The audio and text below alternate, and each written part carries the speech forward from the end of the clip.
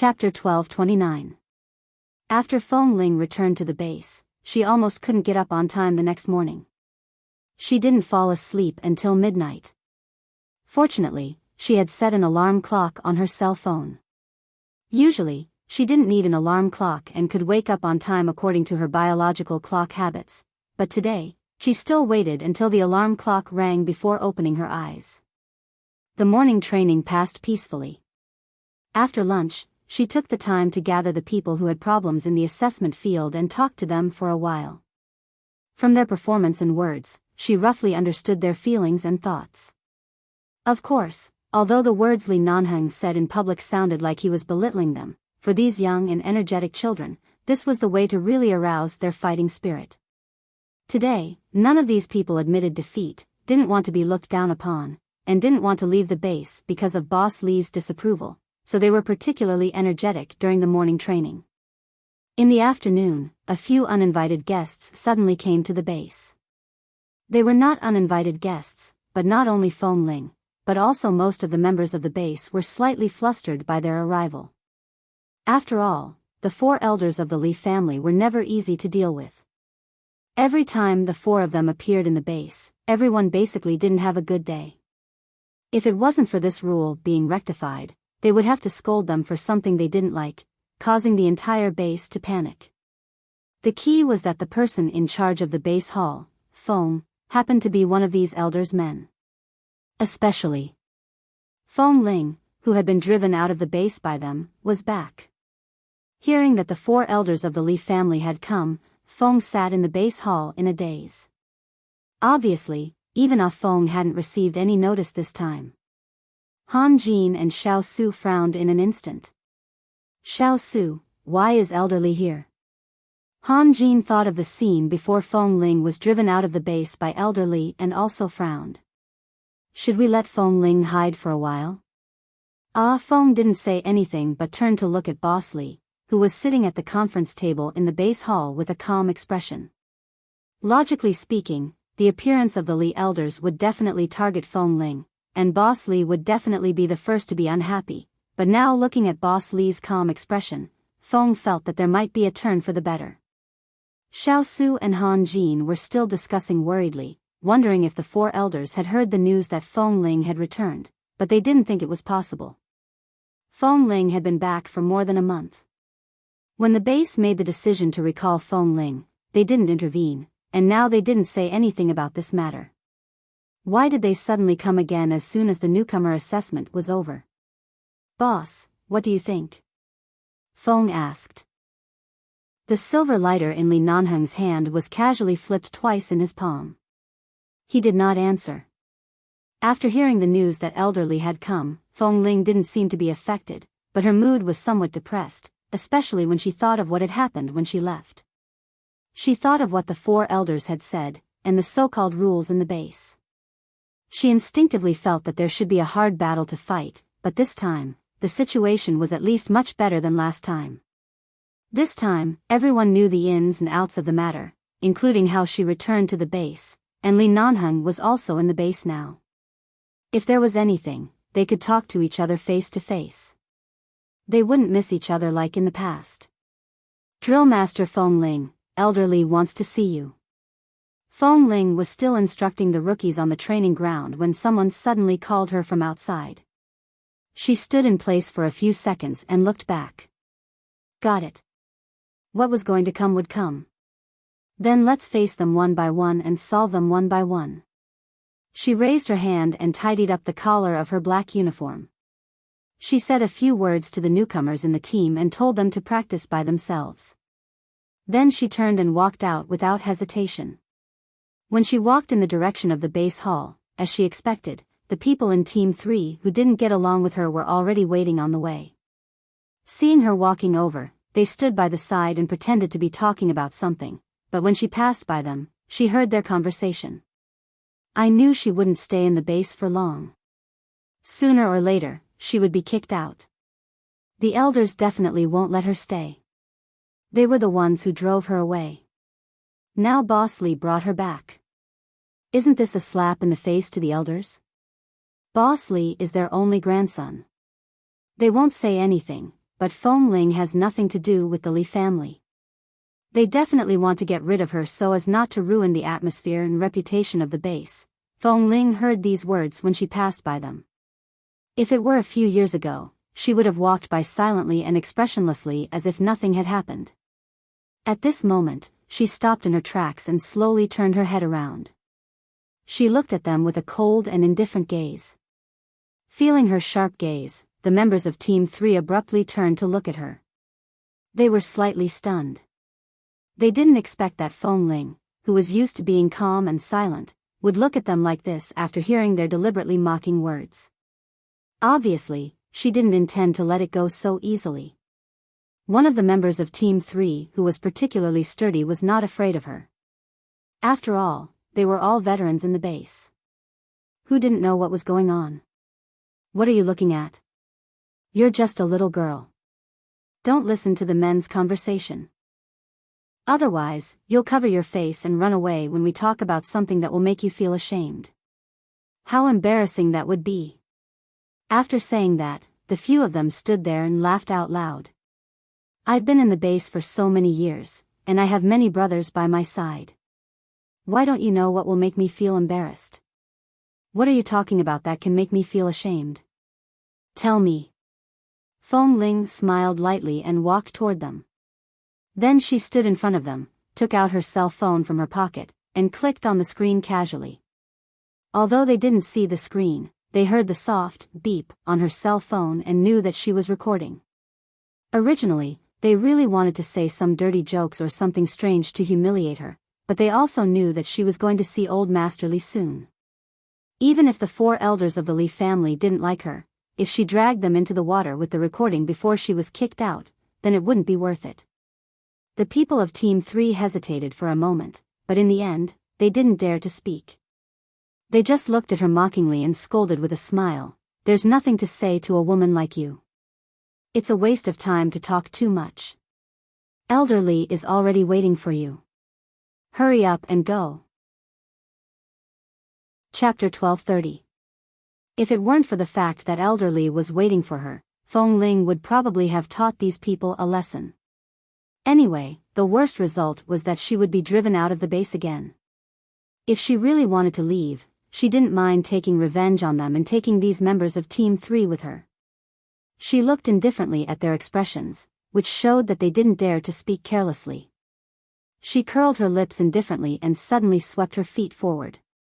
2 of them staggered back a step and almost fell.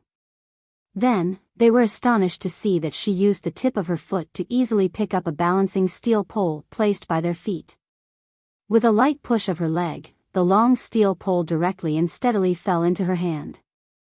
Feng Ling simply turned her hand and swung the steel rod forward, almost hitting their heads. A gust of wind swept past their heads. Although it didn't touch them, it carried a hint of killing intent. This was Feng Ling's silent warning. The few of them didn't say anything, but their expressions were ugly as they looked at each other. If they really had to fight, they might not be able to defeat Feng Ling, who now had a weapon in her hand. There were many men in the base, and it was not uncommon for them to fight in private. However, as long as they didn't use guns on their own people and the situation was not serious, the higher-ups would turn a blind eye to it. After all, fighting was also a man's habit, just like how women were naturally used to gossiping, so they couldn't be bothered to deal with it. Feng Ling clearly knew how to not violate the rules of the base. Just the steel rod in her hand was enough to beat all of them down. Those people were sensible. They had always been dissatisfied with her, so they didn't want to cause trouble, so they simply stepped back and then turned to leave. As they walked, they said, "There's no need to waste time with a person who is about to leave. Let's go to the base hall to watch the fun." Feng Ling threw the steel rod in her hand forward expressionlessly, and it instantly landed about half a meter in front of those people. The lower part of the rod was directly inserted into the solid and flat soil on the ground, and it was so stable that it didn't even tremble. When they came back to themselves and looked back, Feng Ling had already turned and left. When she arrived at the base hall, she found that many familiar old members and important leaders of the base were there. She didn't look around but saw Grandfather Li, Li Nanheng's grandfather, Li Junyan, sitting in the main seat in the middle of the base hall. He was the one who had personally driven her out of the base.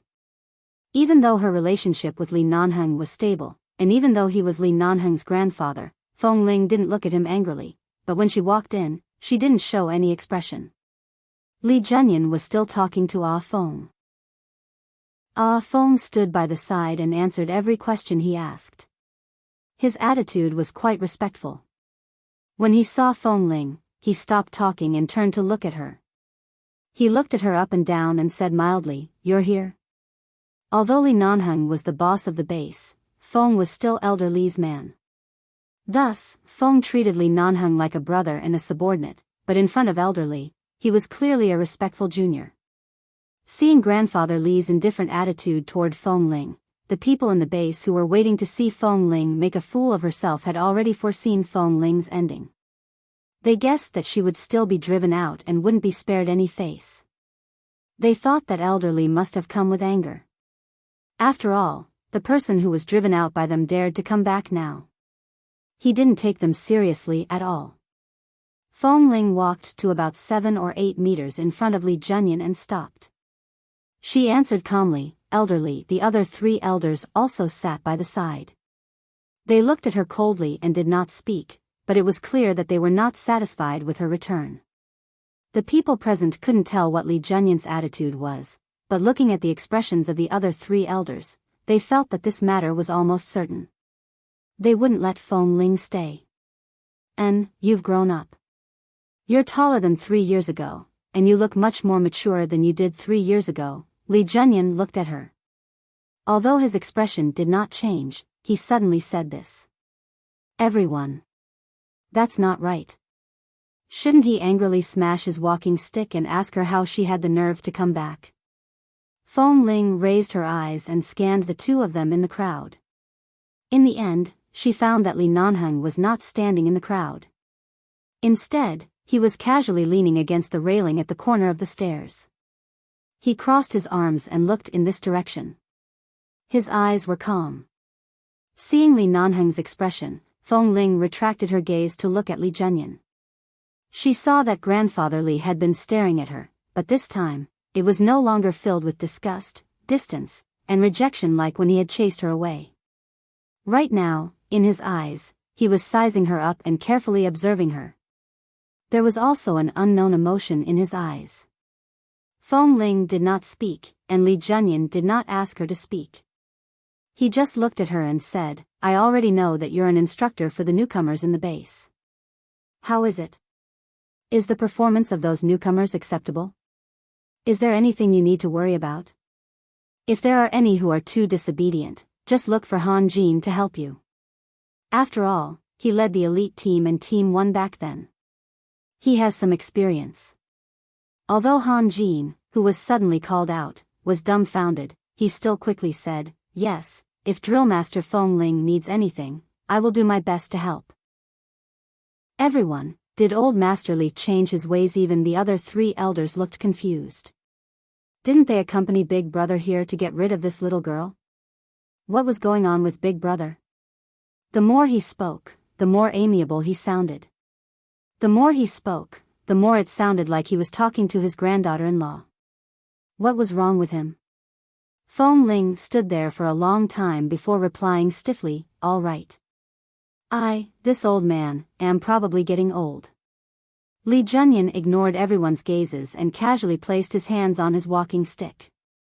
He said, "In the past, I've always been very concerned about the difference between men and women, but after I checked some information about you when you were out on missions, I found that although you're young and a girl, your actions are not inferior to those men in the base at all. I'm old. Don't bother about what I did back then. Now that you're back, just live a good life."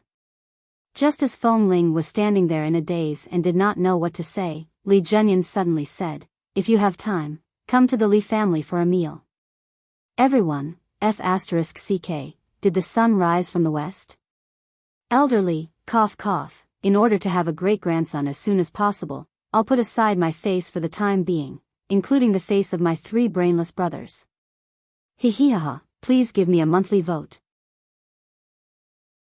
Chapter 1231. She never expected that things would develop to the point where Grandfather Li invited Feng Ling to the Li family for a meal.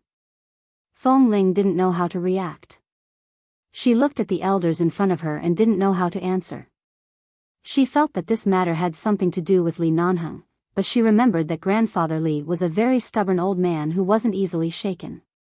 However, his current attitude was clearly not only shaken, but he had already accepted her. She was very curious about how Li Nanheng did it. However, it was not appropriate for her to look in his direction. She only looked at Grandfather Li cautiously. She saw that Li Junyan and the other 3 elders' expressions didn't seem to be the same. At least, Li Junyan was calm. He clearly knew what he was saying and doing, while the other 3 probably didn't know. Then this was even more awkward. She didn't speak, but Han Jin coughed by the side. Everyone present could tell that Grandfather Li had put down his 80-year-old face. Back then, he had chased her away in public. Now, he was apologizing to her in public. No matter what, she had to express her gratitude. Furthermore, the old man had already put down his attitude. If she kept remaining silent, it wouldn't be right. Feng Ling also knew that she shouldn't be silent. Feng Ling also knew that she shouldn't be silent. She deliberated for a few seconds before saying, "A few years ago, I was still young, and my way of doing things was too stiff and immature. When you rejected me, elderly, I didn't know how to prove myself in front of you. Now I came back so rashly, but elderly can forgive me. This is already a great forgiveness for me. It's really enough for me to stay in 11 base." As she spoke, she continued to look at Li Junyan. "Elderly, you're so magnanimous. You don't even care about your face in front of so many people. In your eyes, we're all children. The fact that you can apologize to a child is enough to show your magnanimity. I'm really satisfied now. Thank you, elderly, for accepting me." Feng Ling, who had never understood the ways of the world, had learned some tactful ways of speaking in the past 3 years.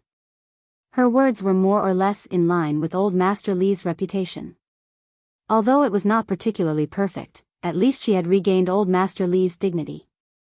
Neither of them had suffered any losses. Han Jin and the others were also very pleased to hear this and secretly breathed a sigh of relief.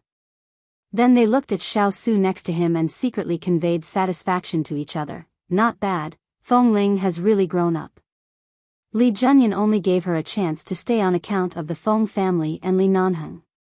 After all, he had seen this little girl's backbone. How old was she at that time? 17 years old? 18 years old? She was clearly lying on the ground in a sorry state, but when she raised her head, there was clearly alienation in her eyes. There was a faint indifference that kept people 1,000 miles away, and there was also a cold arrogance that was engraved in her bones. Even if she was being criticized by thousands of people, she just stood there without moving. She did not ask for a word, nor did she complain. If she could explain, she would explain. If she could not explain clearly, she would not waste her breath.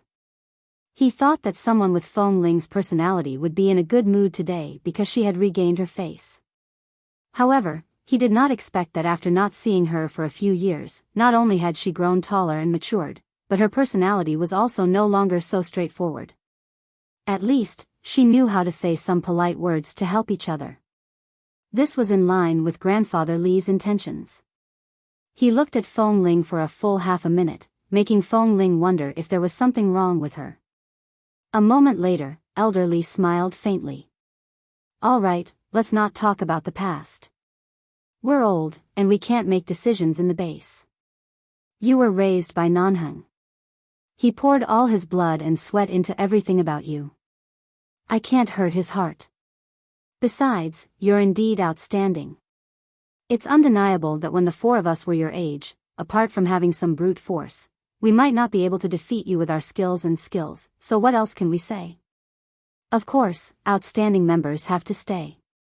Besides..." Li Junyan paused and suddenly said meaningfully, "Sooner or later, you'll be a member of our Li family. We're family, so don't torture each other." Grandfather Li's surprising attitude was enough to shock everyone present, especially the members of Team 3 who had just ridiculed Feng Ling. They stood at the back of the crowd, their faces like frosted eggplants. One moment, they were green, the next, black. In the end, they did not dare to say a word. However, he suddenly said that she would be a member of the Li family sooner or later.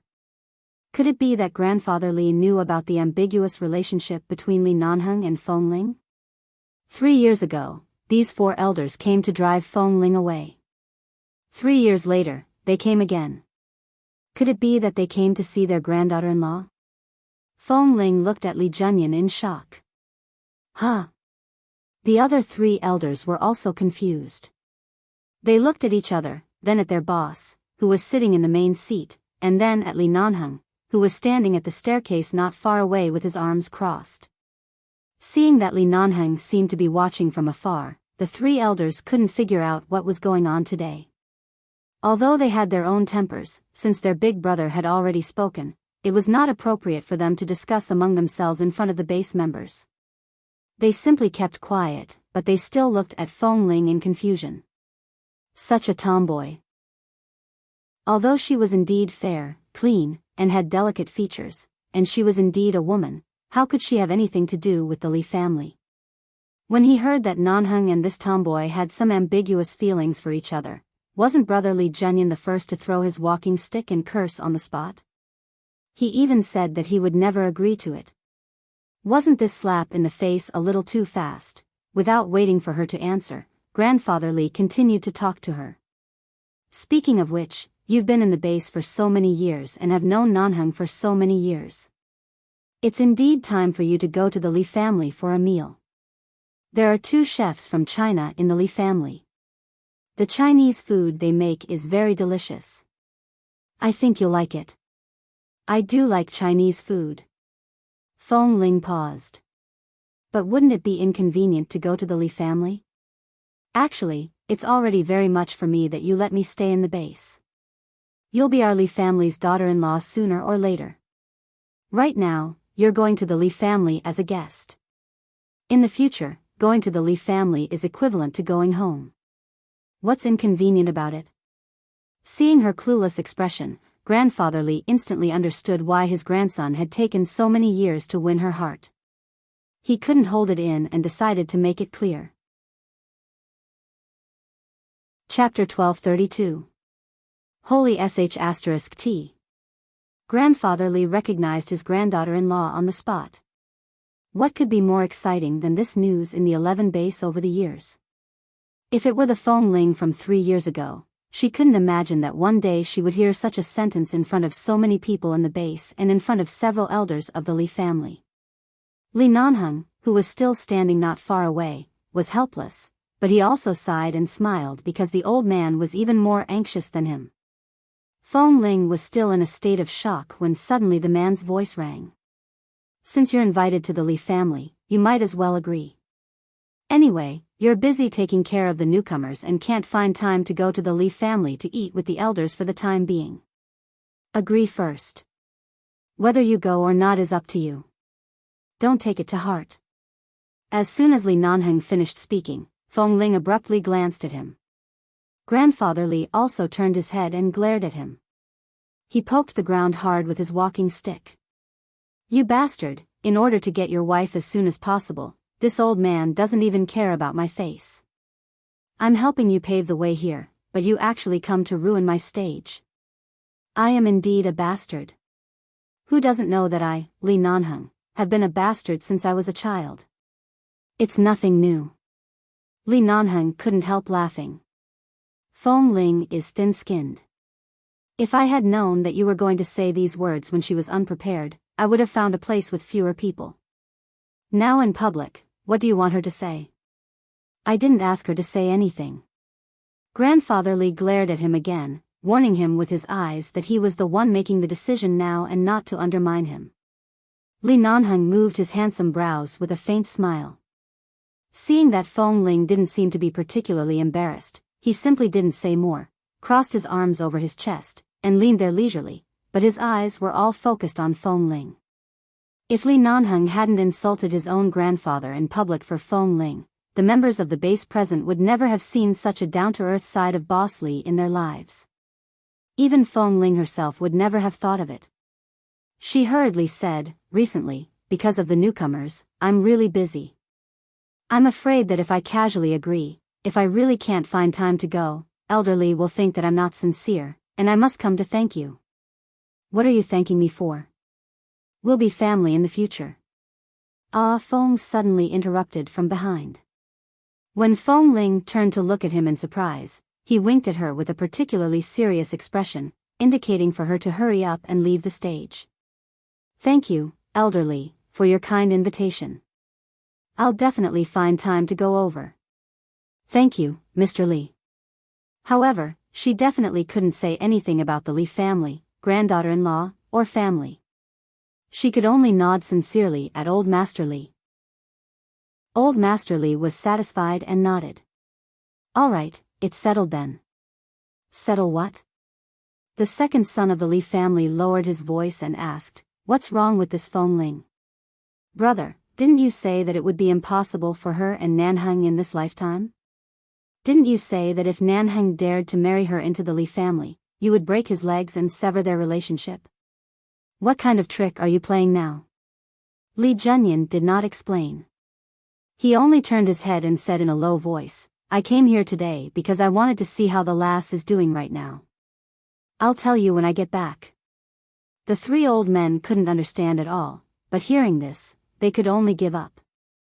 Even after the people in the base hall dispersed, Feng Ling still hadn't realized what she had just experienced. When she was about to walk out of the base hall, the man suddenly patted her on the head.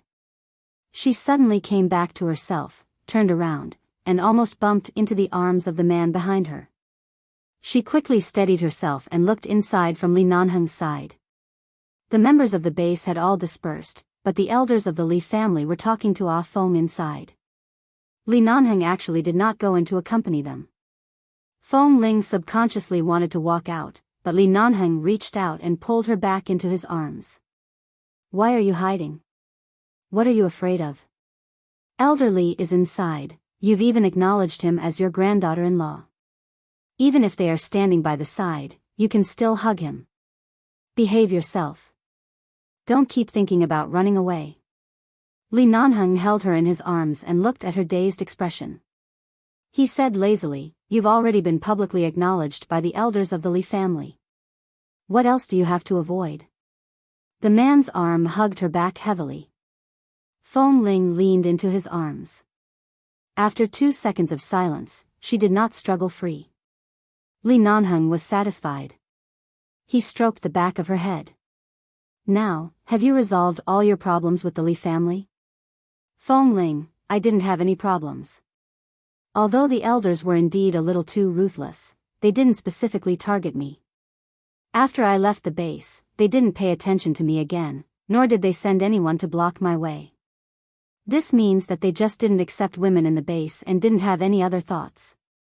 What problems can I have?" Li Nanheng rubbed her head again. He knew that she was stubborn, but he also knew that she really didn't take it to heart. "Now that nothing in the outside world will disturb you, it's time to solve your own problems." What problems do I have?" Feng Ling raised her head in his arms. The man lowered his head to look at her. As their eyes met, he looked into her clear eyes. "Remember what I said? After the newcomer assessment, I will show you something." Feng Ling nodded. "Come to my room tonight. I'll show you." "Feng Ling," the man raised his eyebrows and pinched her shoulder. "What are you thinking about? Your period hasn't ended yet. What else can I do?" Feng Ling thought for a moment in his arms. "I see. I'll go over tonight." The man curled his lips. Seeing that she was so obedient and cooperative in front of him, he was about to kiss her on the forehead. However, before she could kiss him, Feng's coughing suddenly sounded behind her in a very incongruous manner. Hearing that it was Feng, the veins on Li Nanheng's forehead throbbed. He pressed Feng Ling's head into his arms and turned to look at Feng as though he was looking at a dead man. Hurry up and say it. Feng was very embarrassed and his expression was very flustered. The old master is looking for you, not me. Feng Ling won't be lost in the base. The old master wants to talk about the military. I think this matter is quite serious. Li Nanheng, he rubbed Feng Ling's head hard. He felt that she wished she could crawl into his body to avoid Ah Feng's gaze. He whispered in her ear, go back to the training team first. Remember to look for me tonight. Chapter 1233. It was really difficult for Feng Ling to establish her authority this afternoon. However, everyone in the team knew her temper, especially those who liked to stir up trouble. Therefore, even though they heard all kinds of rumors in the base and heard that Grandfather Li publicly recognized her as his granddaughter-in-law, they only dared to take time to look at her expression during training. They saw that her eyes and expression were normal, but she didn't seem to be in a bad mood. Relatively speaking, she should be in a good mood, but they couldn't see anything else. Finally, it was evening. Seeing that it was almost time, Feng Ling quietly avoided Ah Feng's sight and did not return to the base hall but went to Li Nanheng's residence. From a distance, she saw that the light in his room was on. Feng Ling walked over and met Xiao Su on the way. Seeing the direction she was going, Xiao Su smiled at her and chuckled for a while with an expression that said, "It's okay, you can go wherever you want. I'm not Ah Feng. I definitely won't tell on you." Feng Ling entered Li Nanheng's residence and knocked on the door twice, and the door opened. Li Nanheng had just taken a shower and came to help her open the door. He was not wearing a shirt but only a pair of black trousers. His perfect figure and well-defined muscles flashed in front of her eyes. "I knew you would come back tonight, so I took a cold shower first, in case I turned into a beast as soon as I saw you." The man still had a towel on his shoulder. He picked up the towel with one hand and wiped his short hair while speaking. At the same time, he opened the door and motioned for her to come in. It had been a long time since she entered his room. Feng Ling walked in and saw a portfolio on the table closest to the door. Her eyelids twitched when she saw the words DNA on the portfolio, followed by a string of English words. She stood rooted to the spot. Li Nanheng closed the door, walked to her side, put down the towel in his hand, and casually tugged at his short black hair, saying, "The truth you want to know is inside. If you are ready, open it. If you are not ready, leave it here and come back when you want to see it." Even if she had guessed what Li Nanheng wanted to show her at the beginning, when she really had to face everything, she would be at a loss. Even if she was Feng Ling, it was the same. But since he was already here, there was no difference whether he went a minute earlier or a minute later. Feng Ling only stood there in silence for half a minute before she walked forward, picked up the file, opened it, and took out a stack of standard A4 papers. It was written in English and some medical terms, but she had grown up in the United States, so of course she could understand it. After reading it carefully, she silently put the document back on the table. The man's voice came from behind her. "When you were 1 year old, your parents went out to deal with business. Because you were too young and had not weaned, they could only carry you. However, on the cruise, they accidentally dropped you into the sea. This daughter that they could not hold tightly was the pain of their life. For the past 20 years, they have never slept in peace. So regardless of whether you want to reunite with your family or not, at least you should know that you are not an abandoned orphan. It's just that they all thought that you were gone." Feng Ling slowly clenched her hands into fists and then slowly loosened them. After a moment of silence, she said, "So why did Feng Mingzhu suddenly attack me?" Li Nanheng knew that Feng Ling didn't want to go back to the Feng family. She didn't want to come into contact with those complicated family struggles. He looked at her. "Because you didn't grow up together. She doesn't have any kinship with you, only grudges and wariness. What she can see is not blood kinship, but conflicts of interest. If you are not here, she is the only child of the Feng family, the only daughter who can inherit everything. If you are here, everything will change." When he said this, Li Nanheng could imagine how uncomfortable Feng Ling would feel. However, there were some things that she could avoid, but there were some things that she had to face. Li Nanheng lowered his eyes. What he really wanted her to face was her true identity. It didn't matter whether she returned to the Feng family or not, but she had to know that she was not an abandoned orphan. She had to know that there were still many people in this world who thought of her and loved her. She also had to know that her surname was really Feng Ling.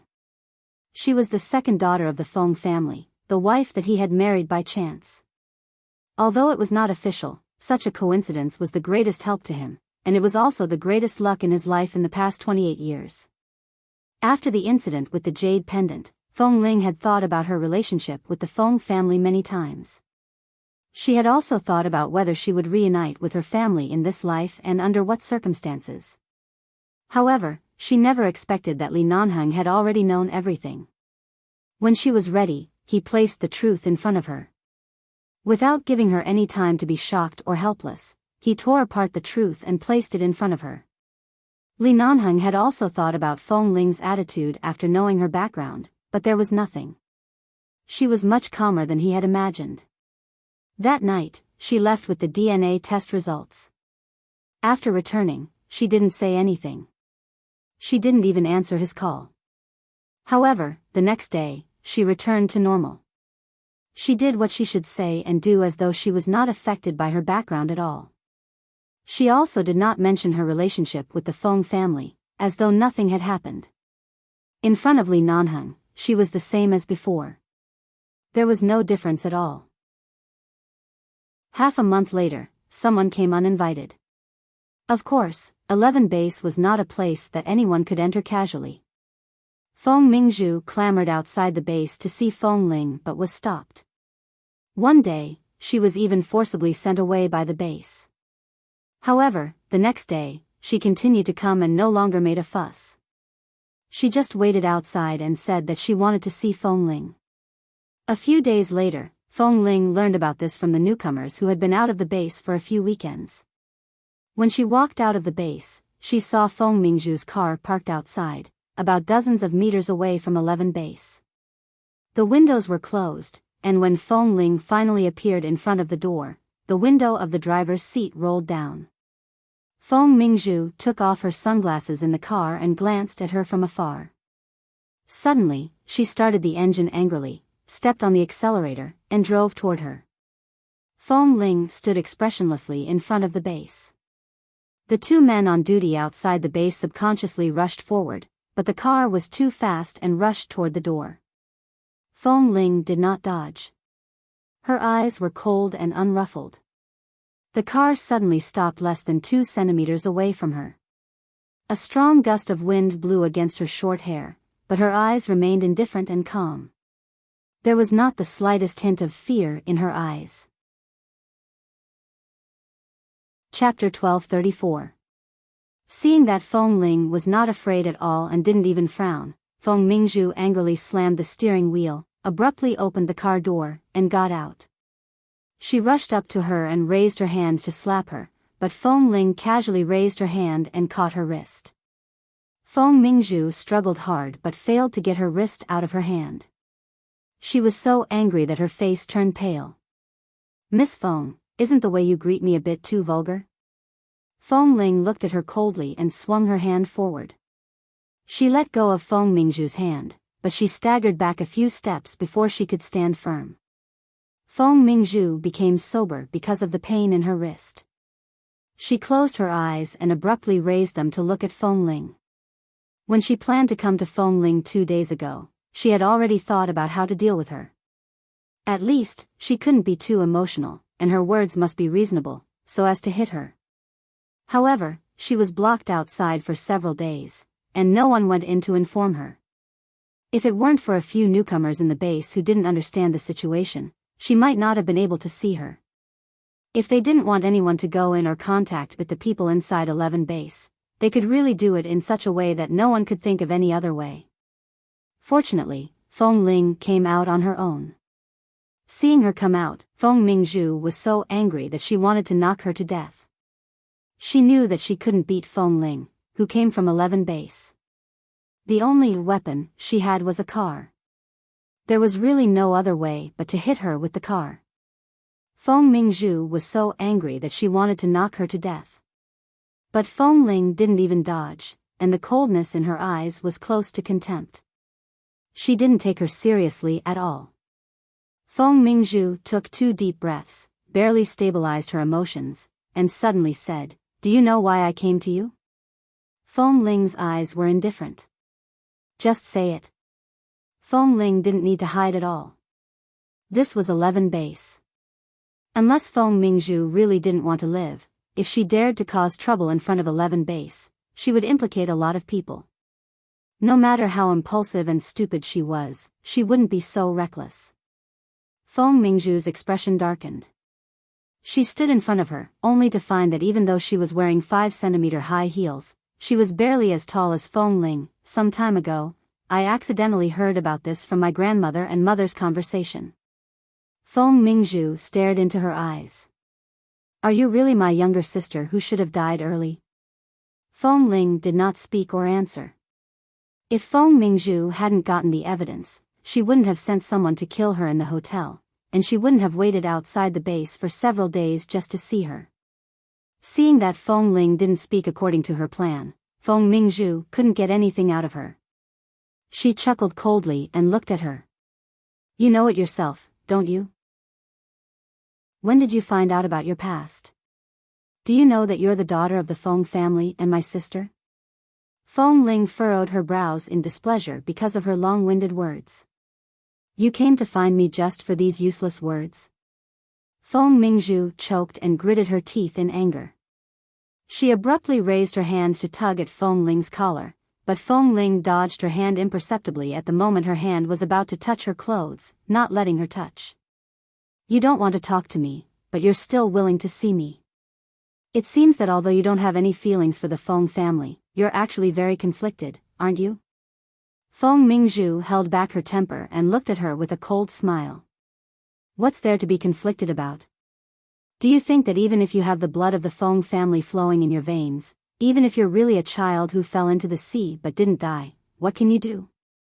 You haven't appeared in 20 years. Do you think that even if you stand in front of the Feng family's door now, you can integrate into a family?" Feng Ling's eyes were cold, and her voice was calm and emotionless.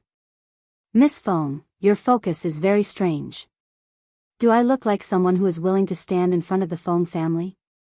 Feng Mingzhu choked again. Then, she suddenly smiled mockingly. "Feng Ling, you should be able to tell that I hate you very much, right?" "I can tell," Feng Ling replied coldly. "In the past, I hated you, but when I found out that you were my biological sister who should have died long ago, my hatred for you turned into hatred." Feng Mingzhu stared into her eyes. "You ruined me, Feng Ling. You ruined my originally happy and worry-free life. Your shadow has accompanied me since I was young. Do you know how much I hate you? Do you know how much I hate you? You should have died 20 years ago. Why did you suddenly appear now?" Feng Mingzhu raised her hand and pointed at Feng Ling's face. "It's because of you. That year, you had an accident at sea. From then on, the atmosphere of the entire Feng family changed.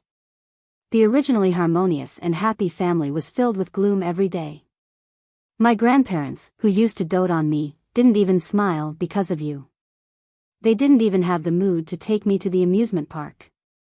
They even invited a group of people to our house to send you off. Because of their longing and guilt for you, the entire Feng family is like the underworld. Ever since you were young, for so many years, they would set up a mourning hall for you around your birthday every year. Do you know how disgusted I was every time I saw them holding the clothes you wore when you were young and sitting there to eat vegetarian food and chant Buddhist prayers for you? It's been 20 years. I haven't been forgotten for 20 years. I've also been tortured for 20 years." Feng Mingzhu gritted her teeth and pointed at her, glaring at her. "But if you die, then so be it. The person I hate is just a little brat who died early, but you're standing here alive and kicking. You even stole everything from me? What right do you have? Ah, Feng Ling? What right do you have?" At this moment, Feng Ling recalled how she had curled up in the cave with a hungry stomach when she was young, shivering from the cold. At that time, she seemed to, not wearing any clothes. A child raised by a wolf shuttled back and forth in the jungle naked every day. She did not know right from wrong and did not care about shame. She did not live like a human at all. She closed her eyes. The calmness that she had thought was torn apart by Feng Mingzhu. She asked in a voice so soft that it was almost inaudible, "What right do I have? But what did I do wrong? So much so that you still tried to kill me even though you knew that we were related by blood?" Feng Mingzhu's expression stiffened. She stared at Feng Ling in a daze. "What did you say?" Feng Ling opened her eyes and met hers. "Do you really think you did it flawlessly?" Feng Mingzhu's hands hidden in her sleeves gradually trembled. Chapter 1235. If it weren't for the Feng family, do you think your clumsy methods would really be able to protect you? Without the protection of the Feng family, you would have died countless times. Miss Feng, if you don't have enough IQ, you should know how to behave yourself and not do anything out of line. Otherwise, not only will you not be able to kill me, but I will also witness your stupidity. When Feng Ling said this, she stared straight into Feng Mingzhu's eyes. There was indifference in her gaze, and there was a hint of mockery in it. She deliberately kept a distance from her. In the base, when Li Nanheng learned that Feng Ling had gone to see Feng Mingzhu, he frowned coldly, put down what he was doing, and turned to walk out. When he was about to walk out of the main entrance of the base, he saw that Feng Ling was still standing at a distance from Feng Mingzhu. She was still standing upright with her back facing the base. Feng Mingzhu was so angry that her eyes were about to pop out of her sockets. Li Nanheng could clearly see her. Feng Ling was a strong-willed person, but no matter what she was facing, whether she was happy or sad, whether she could hold on or not, she was used to not begging anyone. Even if it was him, she would not easily show her weak side in front of him. This habit of hers was not good, very bad. "Miss Feng, you have your resentment, but I don't seem to be in the wrong. Even my fate is passive. I passively accept the fact that I am an orphan, and I passively accept the fact that I am your sister.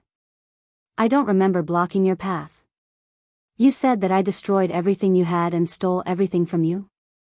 I, Feng Ling, don't seem to have anything else other than the 11 base behind me, nor have I stolen anything from you." Feng Ling said indifferently, "I advise you to guard your Feng family well. Don't provoke me in the future. I'm not interested in your Feng family. Your Feng family."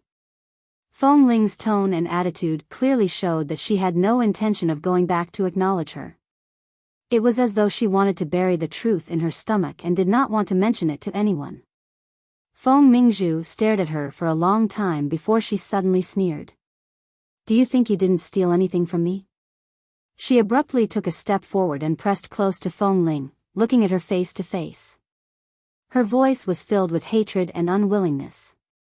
"The man I loved the most since I was young has already been snatched away by you. What else do you want to snatch from me? I have loved Li Nanheng for so many years, but he would rather marry you, a dead man's cenotaph, than marry me. How absurd. Ha! The dignified young Master Li married the cenotaph of a dead baby girl. The Li family even moved your cenotaph into the ancestral hall. Isn't that funny?" Feng Ling's eyelids instantly trembled. Ever since she saw Feng Mingzhu outside the door, this was the first time she looked at her seriously with some surprise. Seeing Feng Ling's expression, Feng Mingzhu sneered. "Don't tell me you don't know about this?" Feng Ling did not speak. She restrained her emotions in time. I was wondering why he suddenly said those words at the Feng family that day. What did he mean by not marrying another woman? Feng Mingzhu paused and then smiled coldly. It turns out that he already knew at that time. Feng Mingzhu then spat to the side. "Pay. Despicable." Feng Ling did not speak for a while. On one hand, she was digesting what she had just learned. On the other hand, she was observing Feng Mingzhu in front of her. From her movements, she vaguely sensed that Feng Mingzhu's emotions were unstable. Last time, she heard from Madame Feng that Feng Mingzhu's emotions were unstable. Every day, she would cause trouble at home. Later, she was taken abroad by her friends to relax, but after she returned, she clearly did not untie the knot in her heart and even dug into a dead end. Seeing her weak appearance, Feng Ling really did not have the patience to reason with her normally. However, Feng Ling did not come out in vain. At the very least, she now knew the reason. So 3 years ago, the so-called marriage alliance between the Feng and Li families, the marriage alliance that made her drink all night, was actually just her being jealous of herself? Li Nanheng actually married her own cenotaph? Miss Feng's emotions are unstable. Send her back. Feng Ling indifferently instructed the 2 base members in front of the door. Without wasting any more time here, she turned and left. I haven't finished speaking. Seeing that she was about to leave, Feng Mingzhu quickly took a step forward but was blocked by the 2 base members in front of the door. She was about to push her away in anger, but Feng Ling had already walked in without looking back. She had just walked back to the base and had only taken a few steps when a pair of black leather boots suddenly appeared in her sight. Looking up, she saw a pair of straight and powerful legs wrapped in black trousers.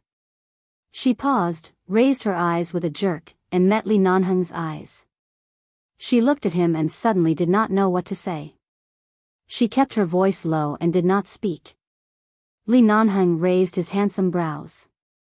Where is my little wife going? Feng Ling, in the past, when she heard the words little wife, she only thought that he was shamelessly teasing her. Now, she suddenly realized that he really had a reason to call her that. In an instant, her heart violently beat several times.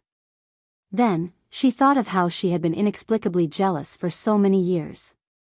She felt a little embarrassed. Without saying anything, she was about to walk away. However, the man reached out and pulled her into his arms. He lowered his head to look at her embarrassed expression and laughed. If it was in the past, even if Feng Mingzhu waited outside to die, you wouldn't come out to see her. This time, you came out first. Feng Ling slightly turned her head away because of the man's approaching breath. I'm not interested in anything else she wants to say. Before I found out about her background, I didn't care about anything else. But in the past few days, I just wanted to know what kind of feelings and thoughts she had to use such a stupid method to deal with me, so I took the time to see her. So? The man's breath brushed against her ear. Seeing her uncomfortable expression, he guessed that she had found out something, but he did not point it out. He only whispered in her ear with a faint smile, what conclusion did you come to? What other conclusion could there be? Feng Mingzhu had grown up in the shadow of a dead sister. The disgust and hatred in her bones were too obvious. She didn't answer, but Li Nanheng clearly saw through her. He raised his hand and patted her shoulder gently. You're of the same bloodline and grew up in a different environment. That's why there's such a big contrast in personality. You grew up in a wolf cave, so you never asked for much, so happiness comes too easily. Some people don't have to worry about food and clothing. They have everything they want since they were young, but it's just because they want too much. Chapter 1236. Feng Ling was used to keeping silent about her own thoughts, especially the things she did not want to mention, so she did not continue to talk about this matter. After a moment of silence, she suddenly glanced at him and said, So you married a 1-year-old baby cenotaph. What do you say? Li Nanheng raised his brows. Feng Ling also raised her brows coldly. You married my cenotaph? Are you bullying a baby who died early for not being able to speak? Did you get my permission to marry me? Do you mean that I have to propose to you? Seeing that the little woman was really going to settle the score with him, Li Nanheng quickly held her in his arms. The Feng family and the Li family have an engagement. In the beginning, they did force Feng Mingzhu into my hands, but at that time, I was already dead set on wanting you. I definitely wouldn't want her. However, the engagement was still based on the power of the 2 families. In addition, I once blurted out the matter of the cenotaph. I had already been kidnapped by morality, and I couldn't get rid of it. However, I couldn't really marry another woman behind your back. The best way to compromise was to marry the cenotaph of the Feng family's second daughter. This so-called marriage was actually just writing the second daughter's name into the Li family's ancestral hall in name. There was no actual marriage process. As you can imagine, it was just a few pieces of children's clothes. If I had known that the owner of those clothes was you, Li Nanheng said as he leaned down and kissed her ear. 3 years ago, I should have given you a nuptial chamber. Feng Ling turned to look at him because of his shameless words, but the man took the opportunity to bite her lips again. He did not bite hard, but his eyes were full of smiles. Although it was delayed for 3 years, it's not bad. After all, 3 years ago, you were still young. Even if I had to hold it in, I couldn't bear to really sleep with you. Feng Ling smiled insincerely. You slept with me even earlier than 3 years ago. How can you say this? Li Nanheng pressed his lips against hers and said vaguely, that's because Fat Tai forced me to drink, so I'm not sober. If I want to sleep with you, I will definitely do it openly. Do I need to drink? As he spoke, he tangled his tongue with hers and said hoarsely, if it weren't for your young age, I'm afraid you would have been executed by me before you even reached the age of 17. All my patience in this life is on you alone. Are you blind or slow to react? Feng Ling thought that was why he had already done this and that in his mind when she was only a teenager. That was why every time she was on the training ground, he would always think of shameless things in his heart. She bit the man, but Li Nanheng smiled and pecked her lips. He touched her head. Little wife, you are my wife. Be gentle. Another month passed. During this month, Feng Ling still didn't mention the Feng family or her background. She didn't know if anyone had come to look for her. Anyway, if she didn't want to see them, no one could break into the base. She put all her efforts on the newcomers of Team 1. After another month of intensive training and intensive actual combat exercises, this group of newcomers finally fully entered the state of mind. In the second assessment, they all showed good results. 13 of the 20 people were officially accepted into the base, and the remaining people were given a third assessment opportunity for the first time. After finishing this task, Feng Ling did not tell anyone. She wrote 2 emails overnight, one to the base hall and the other to Li Nanheng's email. Then she left the base before dawn.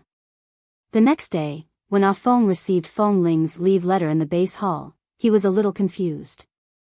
Why did this person suddenly say that she wanted to take a leave of absence for a few months? Furthermore, she left without saying goodbye. Li Nanheng also saw Feng Ling's email the next day. There was only a simple paragraph, Boss, the newcomer training mission has been completed. I need time alone to sort out my life. It's rare for me to go out and relax. Don't worry, I'm in good condition. I just want to take a leave. Don't worry.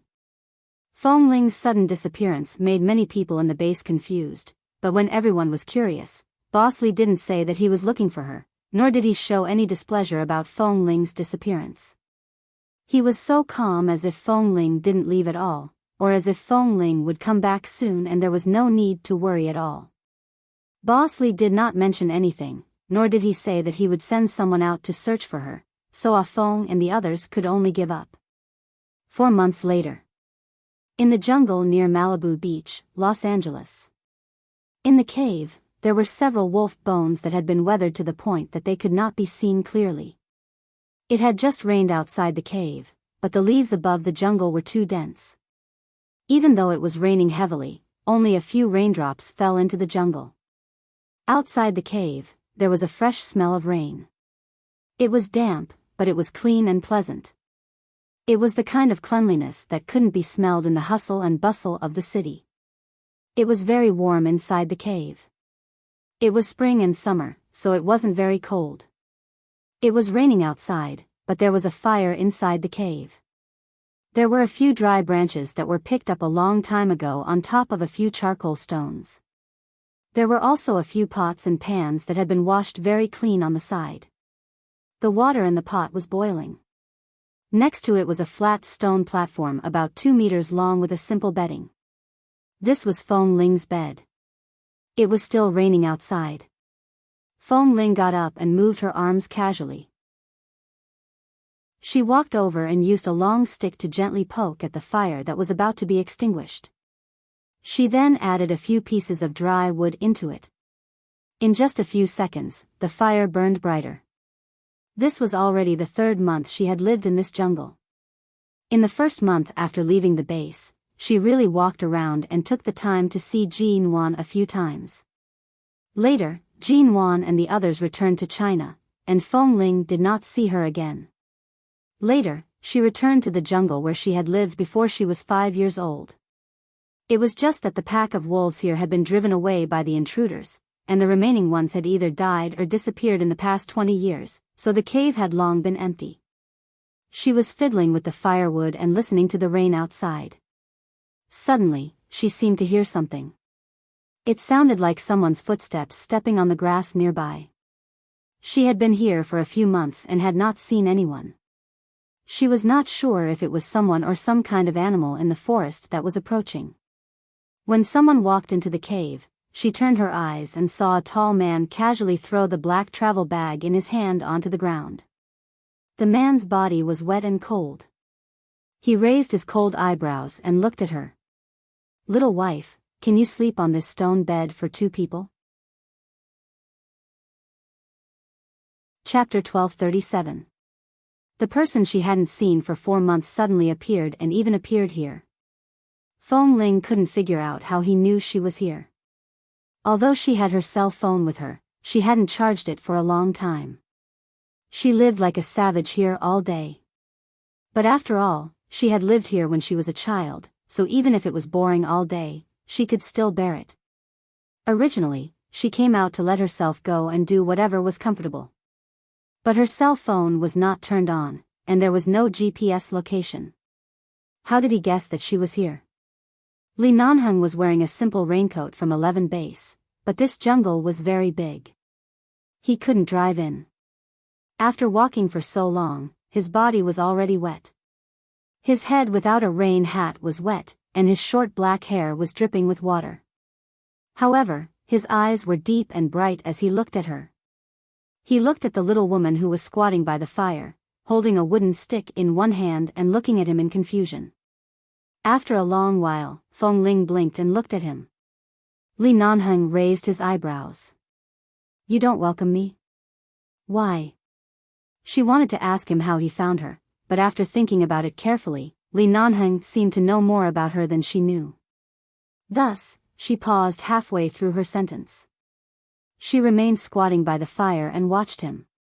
When the man approached her on the dusty ground of the cave, she couldn't help but raise her head to look at the tall man. Then she suddenly retracted her gaze and looked at the black travel bag he had thrown there. "I've been walking for the whole morning. I'm hungry. Is there anything to eat?" After not seeing each other for a few months, Li Nanheng was not unfamiliar with it. He casually unzipped his raincoat and placed it on the temporary wooden rack Fong Ling had placed by the side. He squatted down like her and reached out to warm himself by the fire as if he wanted to roast away the moisture on his body. Fong Ling looked at him again. Fong Ling looked at him again. It had been several months since he had spoken a word. For a moment, it was as though he could not speak. However, seeing that he was completely unaffected and watching him squatting by the fire, she stiffly and awkwardly pulled the stick back from the fire. Then she pointed the stick at the wild vegetables and fruits piled up in the corner behind her, as well as a wild rabbit. And she poked the side again and pointed at the roasted earthworms she had hidden and was reluctant to eat. Looking at those things, Li Nanheng didn't show any signs of discomfort. Instead, he sat on the ground. Sure. They're all good things. You can't even eat roasted earthworms outside. How would these Americans know how high the protein content in earthworms is? Fong Ling looked at him for a long time and finally found something to say. Li Nanheng, you left 11 base and came here with a travel bag to eat earthworms with me? Are you crazy? The man raised his hand and confidently fiddled with his short hair that had been drenched by the rain. His voice was low and comfortable. I've waited for 4 months. If I don't go back, I can only accompany you. All right, don't talk so much nonsense. I'm hungry. Hurry up and get me something to eat. As he spoke, he glanced at the fire again. How do you cook with this? Can you control the fire well? Fong Ling was expressionless. I can't say for sure, but at least I haven't starved to death here. What Li Nanheng was most satisfied with was that although she had lived alone in the jungle for several months, she had indeed kept herself fair and clean. She didn't lose any weight and even seemed to have gained a little weight. However, she had been very thin in the past. This so-called fat was still very thin, but at least the little dimples at the corner of her lips were much more obvious. All right, then do as you see fit. I'll eat whatever you cook. Fong Ling glanced at him again. He was already here. It wasn't right for her to chase him out now. Besides, it was still raining outside. She could only pour the water in the pot into another clean pot by the side and get up to pick up the wild vegetables to wash. Since Li Nanheng wanted to eat the roasted earthworms first, she would grant him his wish. In fact, this thing was really delicious. When she was young, she had eaten roasted dragonflies and found them delicious. She just didn't know if Li Nanheng could enjoy the delicacy of these insects. When she got up, she looked at the duffel bag he brought and asked, "Are you going to bring me a bunch of barbecue or something to eat like what you did at Rogers Pass?" No. Li Nanheng sat there and continued to warm himself by the fire. He said leisurely, "You insist on going back to the jungle to experience primitive life and use this method to calm your heart. I can't disrupt your plan. The bag is filled with my clothes and some tools." Tools? What tool? Fong Ling wasn't particularly curious. Without waiting for him to answer, she continued to prepare the food. Li Nanheng didn't answer. He just looked at the cave she lived in and then at the stone platform that was about 2 meters long and 1 meter wide. It was long enough, but not wide enough. After looking at it for a while, he said, "If 2 people sleep on this stone bed, I'm afraid they can only hug each other to sleep." Fong Ling. She turned her head and glared at him. "Just come over and take a look. I'll go back sooner or later. Do you really want to live here? Why can't you live here? Don't you care about 11 base? Of course, but my wife is here. I can't leave my wife alone. I don't care." After not seeing him for several months, Fong Ling was a little embarrassed. Li Nanheng could tell that even when she got up to leave, she still kept a distance from him. He just smiled but raised his eyebrows because of her words. Fong Ling also realized that she had admitted that she was his wife, so she immediately shut her mouth and didn't speak anymore. When she squatted down to prepare the roasted earthworms, her movements were a little angry. These were the roasted earthworms that she had saved up with great difficulty over the past few months. It was especially difficult to dig them out, and it was more difficult than hunting other wild animals. However, he actually wanted to eat roasted earthworms as soon as he came. He even knew that these things were rich in protein. As expected of the young master of the Li family, he always picked good things. As she busied herself, she felt that this world that belonged to her had suddenly been invaded by a man who had been running amok ever since he entered her life, making her heart restless. Right now, she was restless, so she simply found a topic. "I haven't contacted Mrs. Mo recently. I don't know how she is now. She went to England." Fong Ling paused and turned to look at him as if she didn't understand. Chapter 1238. Take care of yourself first. Li Nanheng didn't say much and only reminded her. Fong Ling paused. Only then did she see that her hand almost touched the pot of boiling water. She quickly raised her hand and thought for a moment. She didn't say anything else and turned to continue working. However, she really didn't expect Jean Wan to go to England. When she was still in contact with Jean Wan, she only knew that she had returned to China with Mr. Mo. She didn't know what happened to Mr. Mo after he woke up in the hospital. He seemed to have mentioned divorce.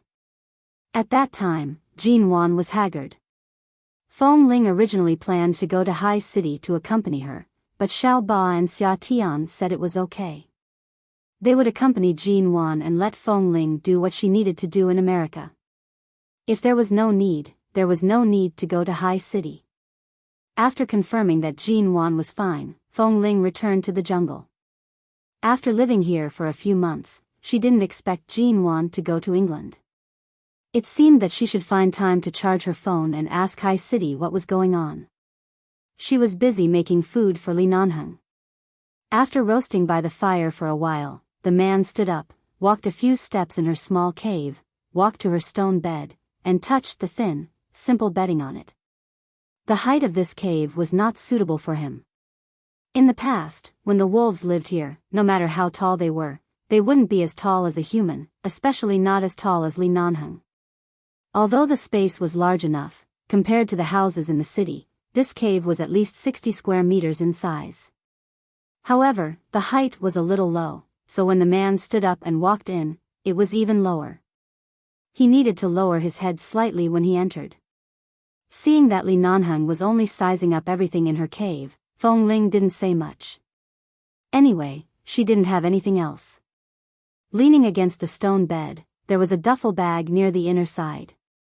It was her own, and there were only a few pieces of clothes in it. Recently, her clothes had been washed in a clear stream in the nearby jungle. She usually washed and bathed there. After all, there was no one here, and she wasn't afraid of being seen. When she was young, she had been there. Now, she occasionally went to the clear stream to wash clothes and throw stones. She felt that it was quite interesting. However, Li Nanheng probably couldn't understand this kind of interesting point. After all, these were all tricks she played before she was 5 years old. It was very childish. After she finished roasting the earthworms, she turned around and saw that the man was already sitting on her stone bed. At the same time, he was looking at her. She turned her head and looked at him. "If you're tired, rest for a while. I don't have any staple food here. If you need it, I'll think of something." "No, it's all the same. Don't. I just ate these things when I was young, so I'm still used to them now. It's enough to taste the freshness. I'm not used to it." As Feng Ling spoke, she rummaged through a small bag by the side and found a bag of noodles. This kind of noodles had been stored for a long time and generally wouldn't go bad. It would become soft when boiled in water. She took it out and put it into the pot to cook as she said, "Thankfully, I brought some salt and seasonings when I came in. Otherwise, I probably wouldn't be able to eat it." Li Nanheng looked at her expression as she squatted by the fire to cook seriously and chuckled. "If you can eat it, I can eat it." Feng Ling glanced at him. "Before I was 5, I could still eat those tasteless things, but after so many years outside, my taste buds have long become normal, so when I came back, I specially brought some seasonings. Otherwise, if it really has no taste, I won't be used to it." Li Nanheng raised his eyebrows and did not say anything more. He just looked at her with a smile. After not seeing her for several months, he finally saw her again. It was as though he didn't need her to do anything at all. He just needed to watch her hugging her knees and squatting there for hundreds of hours. Feng Ling could feel Li Nanheng's gaze. She slightly turned her face away to avoid looking at him, picked up a small wooden stick, and gently poked it a few times in the fire. In the domestic martial arts movies she watched on TV, there were often plots in which the protagonist fell into a big pit or was trapped in a cave. It was also very common to set up a fire in a cave, but in fact, if she really cooked on the fire, the smoke would be very big and fill the entire cave. Feng Ling was afraid of choking Li Nanheng, so when the smoke rose, she quickly picked up the fan and kept fanning the fire toward the entrance of the cave. Watching her meticulous movements, Li Nanheng watched for a while and walked over. While Feng Ling was still fanning the smoke, he suddenly hugged her from behind. Feng Ling's body froze because of the man who suddenly hugged her from behind, and she almost dropped the fan in her hand. When the man hugged her, he bent down and breathed on the sensitive part of her neck. She subconsciously shrank her neck, looked at the fire under her feet, and hurriedly said, "I'll fan it. Otherwise, the cave will be full of smoke. You're very comfortable here." The man only hugged her. He knew that she wouldn't be used to his excessive enthusiasm after not seeing her for several months, so he restrained his urge to strip her naked. He held her ribs obediently and rested his chin on her neck and shoulder. "Do you know how I spent the past few months in the base?" Feng Ling did not speak but looked at the fan in her hand. After pursing her lips for a while, she said, "I'll go back." This sentence seemed to be a promise. She had said it once just now, and now she said it again. In fact, she just wanted to say that she wouldn't be here for too long. There were still many things she cared about in 11 base, and of course, Li Nanheng was the most important. She just wanted to give herself some time. But it seemed that this time was a little too long. A few months had passed in the blink of an eye. She enjoyed the stolen peace here every day, watching the sun rise and set every day, but neglected Li Nanheng's waiting, especially this man. No matter how patient he was with her, if she didn't go back, the limit of his patience should be almost used up. I know. The man didn't say much because of her words, but still hugged her like this. Feng Ling knew what he meant. She didn't turn back to push him away but stood there and gently fanned the fan in her hand. After a long while, she said, "Well, don't you feel that the smoke is very choking?" "I don't think so." "Your adaptability is really strong, or is your sense of taste failing?" "I feel very choked," she said as she shook the fan hard. The man pressed against her neck and chuckled softly. "It's not failing. I can still smell the fragrance on your body." Feng Ling, she abruptly turned around in his arms, raised the fan in her hand, and patted his head. "Let go, the noodles are about to be cooked." Chapter 1239. It can be eaten even if it's cooked. The man did not dislike it at all, but he did let go of her. This kind of smoke needed to be fanned out. It was fine to smell it once or twice, but after a long time, even if it wasn't poisoned by the smoke, it would still cause some harm to the body. Feng Ling still knew how to get the smoke out, which meant that she had been living alone for the past few months. At the very least, she knew how to take care of her body. With both hands free, she quickly squatted down and fanned the fire on the fire. She put the washed wild vegetables and the various bird eggs she had picked up in the jungle into the pot to cook.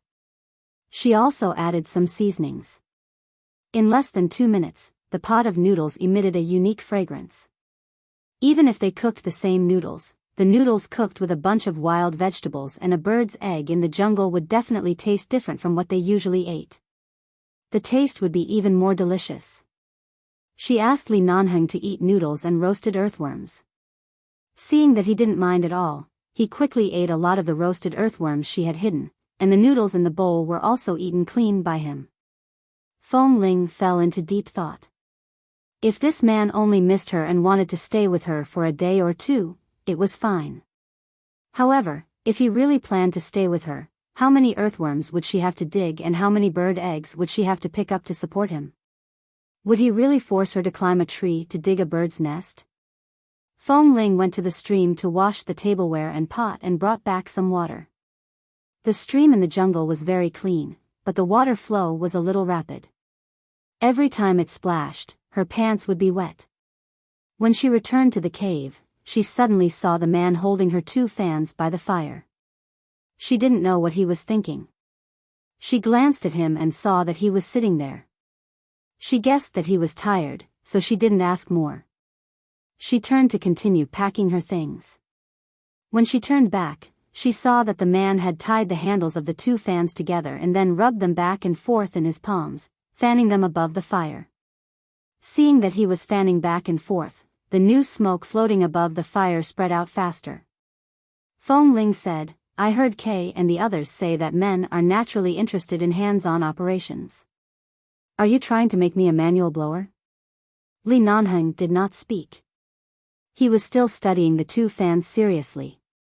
Seeing that he was focused on the structure of the two fans, he was no longer sitting cross-legged like Boss Lee in 11 base, nor was he Mr. Lee of the Lee Corporation. Instead, he was like a big boy who had released his nature after returning to the forest. Fong Ling's heart suddenly felt as though something soft had been injected into it. After packing up her things, she leaned against the side and watched him. She watched as the man used the ropes, wooden sticks, the daggers she usually sharpened, and the two knives she had taken out. He was studying them over and over. After about an hour, the first blower in the cave was successful. The man turned the handle made of a wooden stick behind the small thing he built with a wooden stick. After turning it a few times, the two fans fixed inside began to rotate in the direction of the fire regularly. He did not use much strength, and the wind speed of the fan was several times faster than that of a manual fan. The smoke inside soon dissipated. Seeing that his results were not bad, Fong Ling didn't know what she was thinking. She just leaned against the side and looked at his profile. She felt that this place that belonged to her when she was young was suddenly occupied by this man. She picked up a wild fruit, wiped it clean, walked over, and brought it to the man's mouth. The man was still playing with the small blower in his hand. He opened his mouth and took a bite of her hand. Then his brows instantly furrowed and he abruptly turned to look at her, only to see that Fong Ling was smiling so brightly that her eyes were curved. "Sour, right?"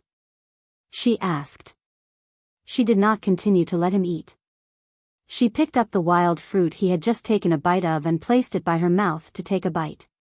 Even when eating such a sour fruit, she was still smiling as though she was in a good mood.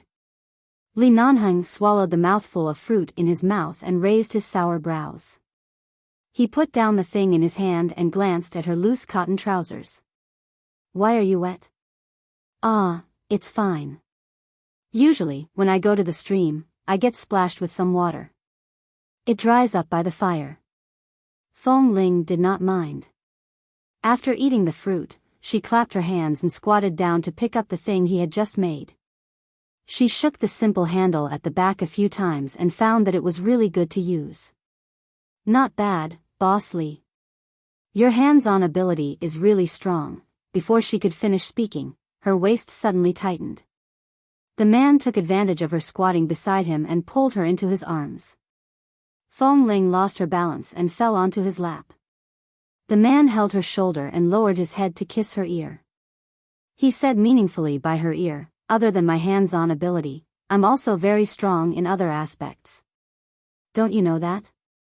Fong Ling, in this forest, this kind of silent and ambiguous atmosphere really made one's heart tremble. It really made one's entire body sensitive. She quickly got up from his arms and squatted back to his side. She calmly fiddled with the newly made Lee-style manual blower. Seeing her stern expression, Li Nanheng chuckled and raised his hand. His slender fingers combed the hair by her cheek. Looking at her hair that had grown so long that it was almost close to her neck because she had not gone out to trim it in time in the past few months, he asked with a smile, "Shy again?" Fong Ling's face was slightly itchy. She raised her hand and slapped his hand away. "Stop fooling around." Fong Ling, who dared to live alone in the jungle for several months and dared to associate with snakes, insects, and beasts, would only show this shy side of a little woman in front of him. Li Nanheng smiled because of her "stop fooling around." He raised his hand and pressed the top of her soft hair as if coaxing a child. 11 Base's goddess of war, Fong Ling, is so thin-skinned. Who would believe it? Fong Ling raised her hand to push his hand away and quickly combed her messy hair back. She then picked up the wooden stick on the ground and poked at the fire in front of her. She was still wondering when this man planned to leave. If she couldn't, she would take advantage of the rain outside to find something to eat. "When are you leaving?" Thinking of this, she asked directly. There was a crackling sound on the fire. Li Nanheng watched her unconsciously poking back and forth. His lips curved slightly and he reached out to hold her hand that was still holding the wooden stick. "You still want to chase me away? Do you think my skin is as thin as yours? Since I'm already here, how can I leave? Unless you go back, from today onwards, this cave belongs to the Li family. Li era, dads, please vote.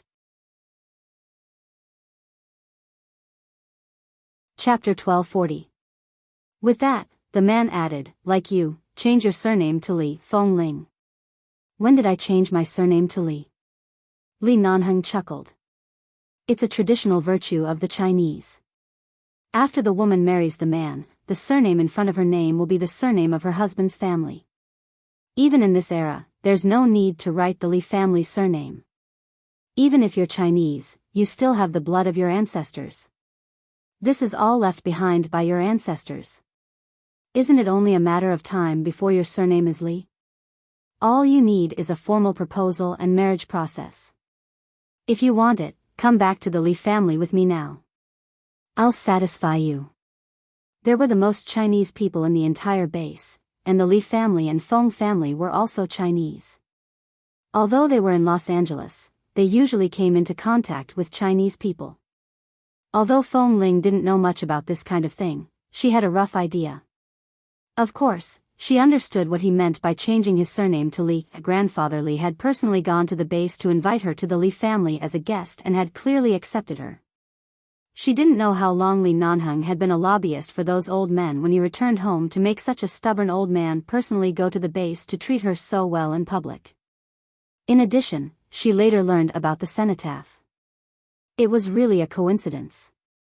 Their fate was already so coincidental.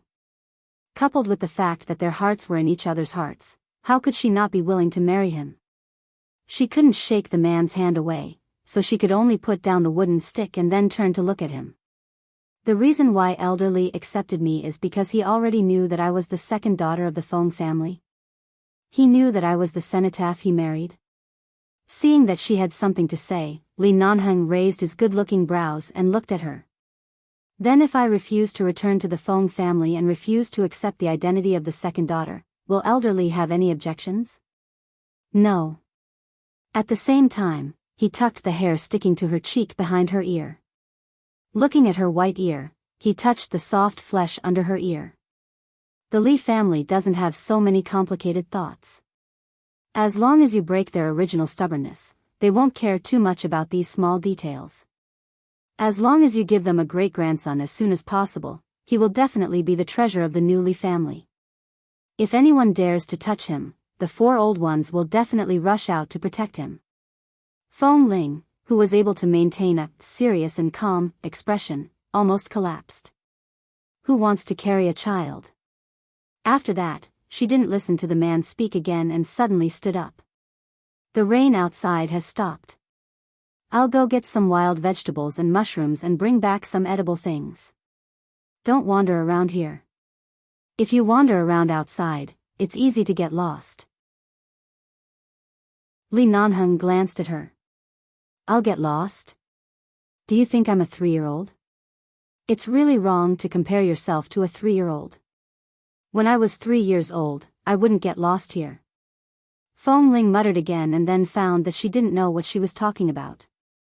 When she saw the man sitting on the ground looking at her with a faint smile, she simply stopped talking and turned to walk out. The jungle was very fresh after the rain.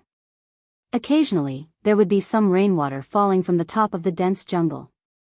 It was some rainwater that had accumulated on the leaves, but because it was too dense, there was not much that fell. Feng Ling often came out to pick wild vegetables and find wild fruits. This was her daily routine, but now that Li Nanheng was here, she would deliberately get more. When she walked back with a basket of vegetables, fruits, and a few bird eggs, she vaguely heard some movement in the cave. She subconsciously walked back, but as soon as she approached, she saw that Li Nanheng had cleared the tall grass near a large area outside her cave.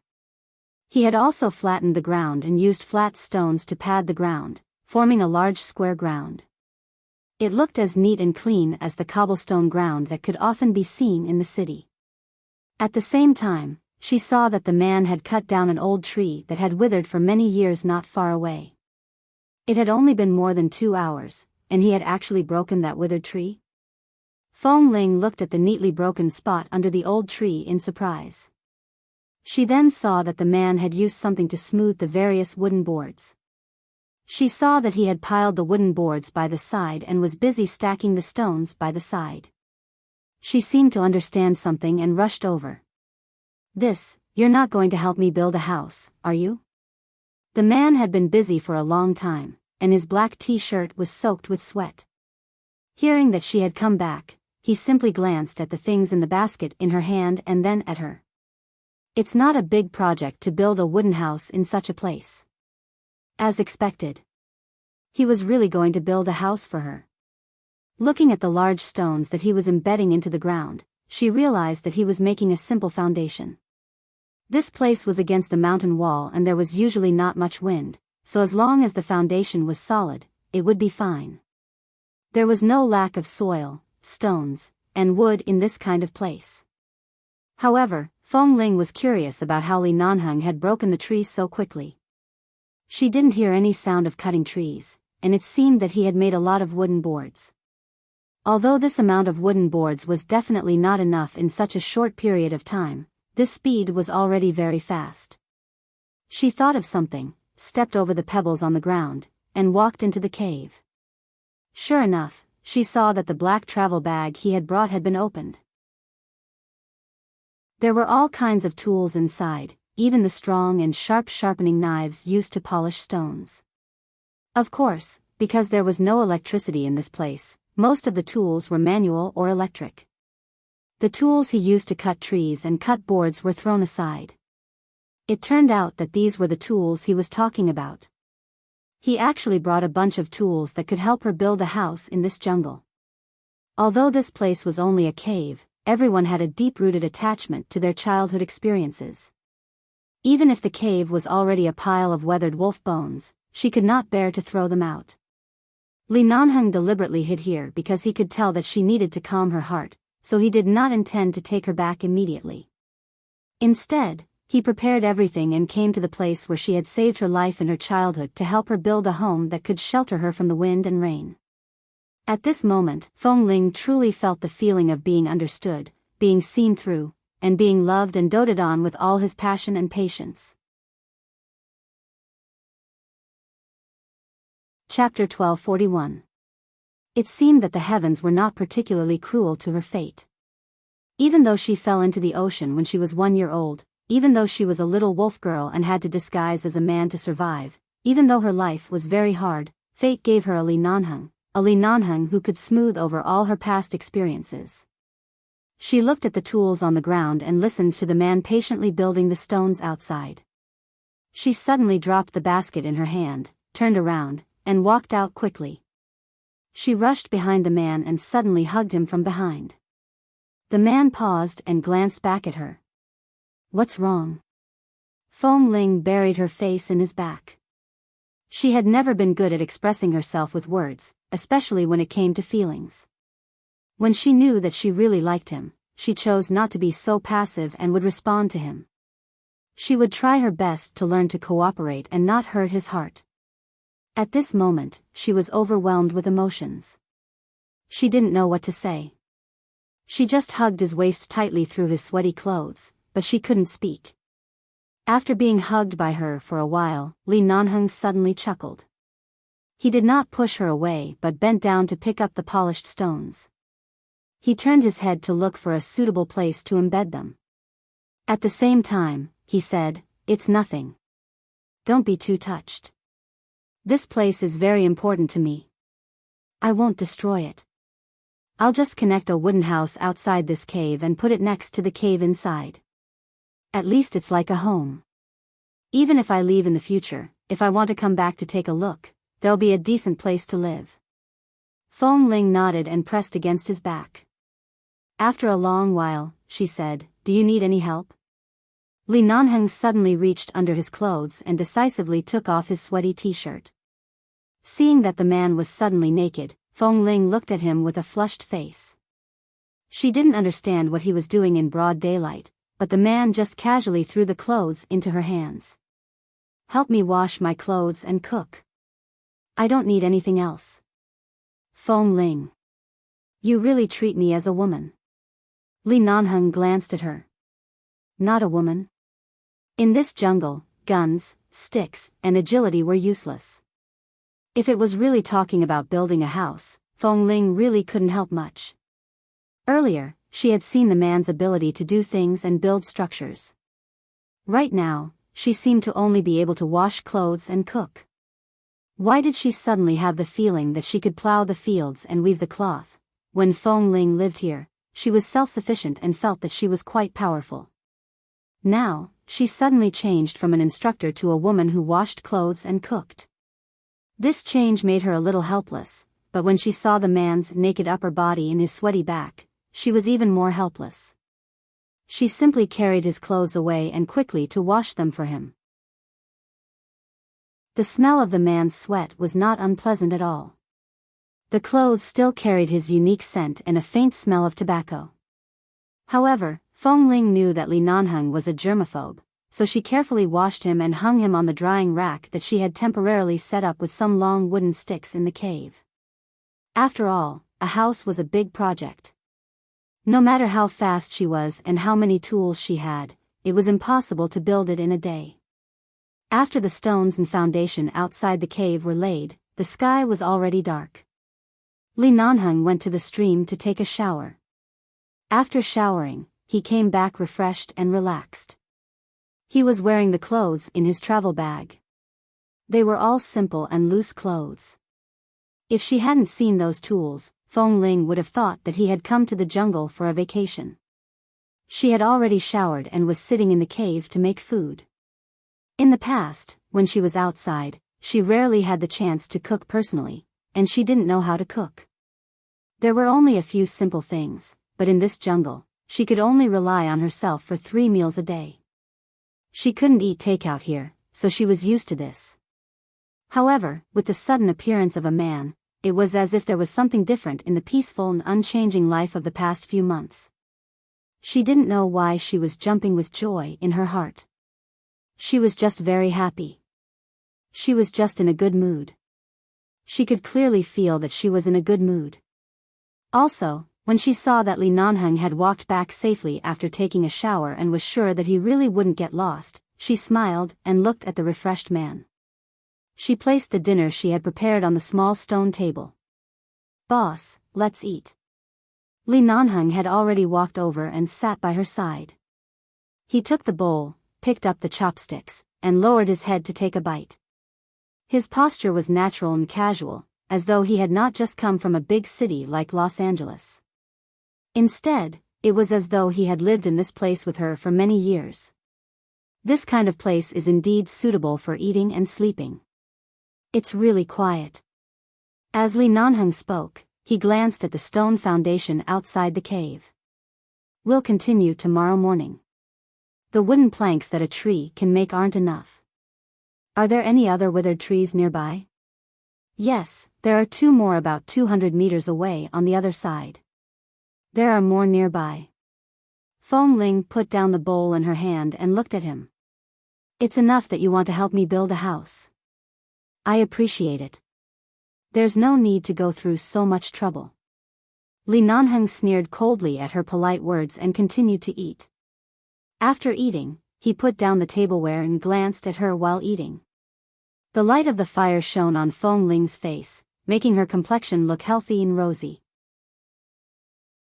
Originally, because they hadn't seen each other for a few months, he wanted to take advantage of the break to sit by the side and take a good look at her. However, as he watched her swallow her snow-white neck, the man's eyes gradually became uncontrollably hot. Fengling turned to look at him because of his gaze and met the man's gradually darkening gaze. She slowly shifted her gaze away and lowered her head to continue eating as though she hadn't seen anything. Originally, her eating speed was normal. It was just that compared to the speed at which the man beside her ate, she was a little slower. However, right now, she really slowed down without batting an eyelid. After a while, she finished eating and put down the cutlery. There was nothing left to hold in her hand. After 2 seconds of silence, she said, "I'll go wash the dishes." As she spoke, she was about to put away the cutlery and go out to bring it to the stream. She had just stood up by the fire and was about to take the cutlery out when she suddenly heard the man sitting by the side sigh with a smile. "It's already dark outside. Put it in the water first. It won't be too late to wash it tomorrow morning." Chapter 1242. Not only was it dark, but it also sounded like it was raining outside the cave, but it was not raining heavily. "It's raining. Will there be any problems with those wooden boards being wet?" "There's no problem. At most, there's moisture in the wooden boards. After the house is built, we'll leave it empty for 2 days before living in it. It's not a big problem." Hearing this, Feng Ling did not ask any more. She placed the cutlery in another basin with clear water by the side, washed it simply, and placed it by the side. She planned to take it to the stream tomorrow morning to wash it properly. In the end, when she wiped her hands briefly, she turned back to see that Li Nanheng was still sitting cross-legged there. It seemed that he had not moved for a long time. He was just looking at her, his eyes never leaving her. Feng Ling had seen Li Nanheng many times. She had also seen many different gazes that belonged to him. However, it seemed that every time she saw his gaze, her body would soften. She put away her armor and wanted to take the initiative to approach him. She wanted to hug him with her passion, but she was not good at expressing herself, so every time she almost collapsed under his gaze, she would subconsciously want to divert her attention. However, it wasn't easy for the man to arrange the time and everything. He entered the jungle to find her and accompany her. In this place where there was no signal, even if he wanted to kill time with his phone, he would not give her a chance to divert her attention. When Feng Ling wiped her hands and walked over, he reached out to hold her hand and pulled her. Feng Ling was originally a little on guard and stood steadily. She subconsciously wanted to struggle back, but the man only held her and raised his cold and handsome brows at her. There was a faint smile in his eyes. She paused and relaxed her struggle. However, in this moment of hesitation, the man increased his strength and pulled her over into his arms. Feng Ling hit him hard in his arms and sat on his thigh. The man's lips rubbed against her hairline and he whispered in her ear, "Why are you hiding?" "Feng Ling. I didn't dodge." At the same time, she turned to look at him, but at this moment, the man planted a kiss between her brows, and then slowly moved down, landing on her eyelids. "I don't know how I survived these past few months. It's good. I'm enjoying a peaceful and happy life outside alone. I said that I would go back soon, but in the end, I haven't been seen for 4 months. I've changed from the mighty boss of 11 base to a wife-waiting stone. If it weren't for the fact that I'm so pitiful, do you think Ah Feng and the others would let me leave the base to look for my wife so easily?" Feng Ling pondered and felt that the reason why Li Nanheng was allowed to take a leave was definitely fake. With Ah Feng's personality, how could he do everything for the Li family and the base so easily? He must have used some other method. But no matter what method he used, he had indeed found this place. She leaned against his arms and did not move. She gently rubbed her head against his shoulder. "I'm sorry. I've been living here for the past few months and I've almost forgotten the time. I only realized that I've been gone for 4 months. Your apology is too insincere. I don't accept it." The man's tone was indifferent, but he did not let go of her hand. Feng Ling realized that this man was actually being arrogant. She immediately raised her eyes to glance at him, only to see that the man was looking down at her. Knowing that he was digging a pit for her to jump into, Feng Ling pretended not to know. "Then what do you want?" "What do I want?" The man hugged her waist tightly and pressed her against his chest as if hinting. At the same time, he lowered his head and pressed his forehead against hers. His warm breath pressed against her lips. "I want everything. I want this and that. Are you willing? When have you ever cooperated obediently?" Feng Ling blinked and did not speak. The man raised his hand to stroke the back of her head and looked deeply into her clear eyes. He was about to kiss her. When she subconsciously shrank her neck back, he did not give her a chance to dodge and decisively pressed the back of her head. In the end, Feng Ling's lips hit his heavily. The man accepted it with a smile and sucked her soft lips. The kiss was relatively calm. It was not the kind of kiss that he could not wait to press her to the ground and strip her naked. Instead, he kissed her patiently and finally kissed the corner of her lips. He stroked her slightly longer hair and pressed against her lips hoarsely. Just like this, take the initiative. When will you learn it? In the beginning, because they hadn't seen each other for several months, Feng Ling subconsciously felt a little embarrassed. Being held in the man's arms and kissed like this, the feelings she had in the past were also stirred up. She looked at him and felt that the man seemed to understand her very well. He was patiently drilling into her heart step by step.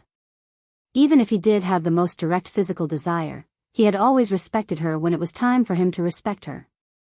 For example, right now, his eyes were clearly filled with desire, but he only hugged her, kissed her gently, looked at her patiently, and talked to her.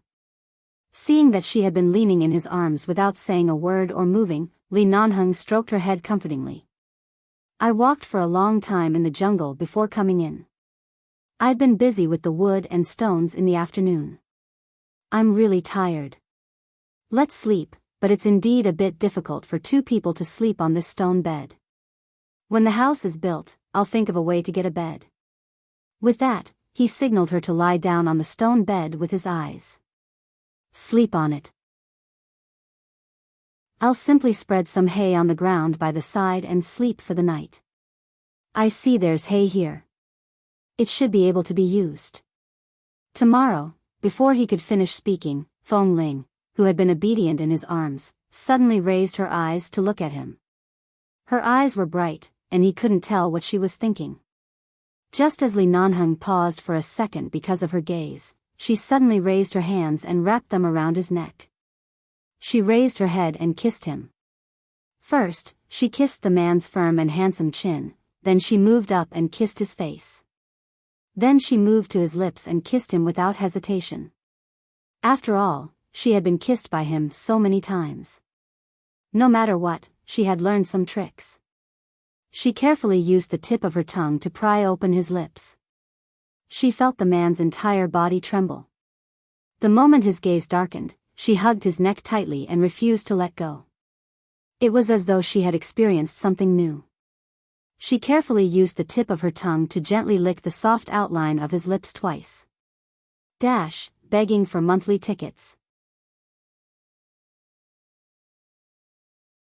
Chapter 1243. Although he said that he wanted Feng Ling to take the initiative, once she really took the initiative, even if it was just a kiss, even if it was just a simple tease, it could make the blood of the man who had been maintaining his rationality boil. In the mountains and forests, in the empty cave, there were occasional cries of unknown birds and beasts several miles away. The aura of nature surrounded the vicinity, and there was only a man and a woman hugging each other.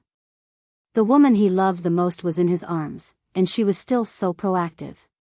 No one could King stand it. Not to mention Li Nanheng, who had endured for who knew how long. Feng Ling probably only had the courage to take the initiative to kiss him. She didn't know how to proceed to the next step. She kissed the man until his entire body tensed up and his arms held her tightly like iron pincers. The man took the initiative to kiss her deeply. She had also taken a simple shower by the stream, and the two of them smelled clean and fresh. The crackling sound of the fire by the side was connected to the sound of the rain outside the cave. However, Feng Ling's face had turned warm and looked very soft. Li Nanheng couldn't help but wish he could turn into a beast right now. Feng Ling didn't expect Li Nanheng to be so decisive. By the time she reacted, Li Nanheng had already carried her to the stone bed she had slept on for several months. Although there was a simple layer of bedding on it, there was also hay under the bedding, so it wasn't very hard. When her clothes were almost torn by the man, she quickly raised her hand and said, "Don't, I only brought a few clothes. If I break them, I won't be able to wear them." The man's hands stopped moving, but he switched to other methods of attack. He let go of the buttons on her clothes and turned to kiss her neck passionately. He kissed her until her whole body was numb and she couldn't stop trembling from the arousal. It wasn't until she unbuttoned the first 2 buttons of her shirt that the man took the opportunity to strip her clothes off. In an instant, she was completely exposed to the air from one shoulder to the back. He looked at her fair shoulder and kissed it. Fong Ling tilted her head slightly. Her eyes were red from the stimulation brought by the man. Her mind kept replaying the scene of herself curled up in this cave when she was 5 years old. At that time, no matter if she was cold or hungry, she could only stay here, waiting for the wolves to come back, or holding her growling stomach in a daze. Time had changed. At that time, she would never have imagined that one day, a man would come to this place because of her. He understood her feelings for this cave. He helped her build a house outside, stayed with her here, and even pressed her down on the stone bed that she used to lie on when she was young and stare blankly at it. Her response made the man on the verge of exploding, but as if he was afraid that she would catch a cold, he raised his hand and touched her waist. Even though he was about to explode, he still asked hoarsely, "Are you cold?" Fong Ling shook her head. "No." Hearing her reassuring answer, the man smiled and kissed her lips. "Don't worry. Even if you're really cold, I'll make you warm up." Right now, Fong Ling was already very hot. She did not say much, but since she had taken the initiative, she would treat this man she liked wholeheartedly. Her 2 slender, snow-white arms were still tightly wrapped around his neck, refusing to let go. The man's hand moved down again and again, peeling off her remaining clothes. The stimulation his hand brought her was unimaginably strong. Fong Ling cried out involuntarily under his deliberate action. She then turned her head tremblingly to bite his shoulder. The expression on her face was unclear whether it was excessive pleasure or stimulation beyond the acceptable range. Although she forced herself not to make a sound, the way she trembled in his arms still made his blood boil. The man's movements did not stop. His lips were still kissing her. Gradually, from the initial gentle and lingering, he gradually lost control and became a little rough, but he was still trying his best not to hurt her. When he felt that he was about to lose control, he pressed his lips against hers and asked hoarsely, "Did you miss me?" Fong Ling closed her eyes. Her eyelashes trembled, and her face was full of shyness and sincerity. She made a light and hoarse sound. "It's good that you know you missed me." Li Nanheng kissed the corner of Fong Ling's mouth. The distance between them was so close that even their breaths were tightly entwined. "At least you're not so heartless. Seeing that this cave is equivalent to half of your home, I'll accompany you here until the day you untie the knot in your heart and are willing to return to the base with me, En?"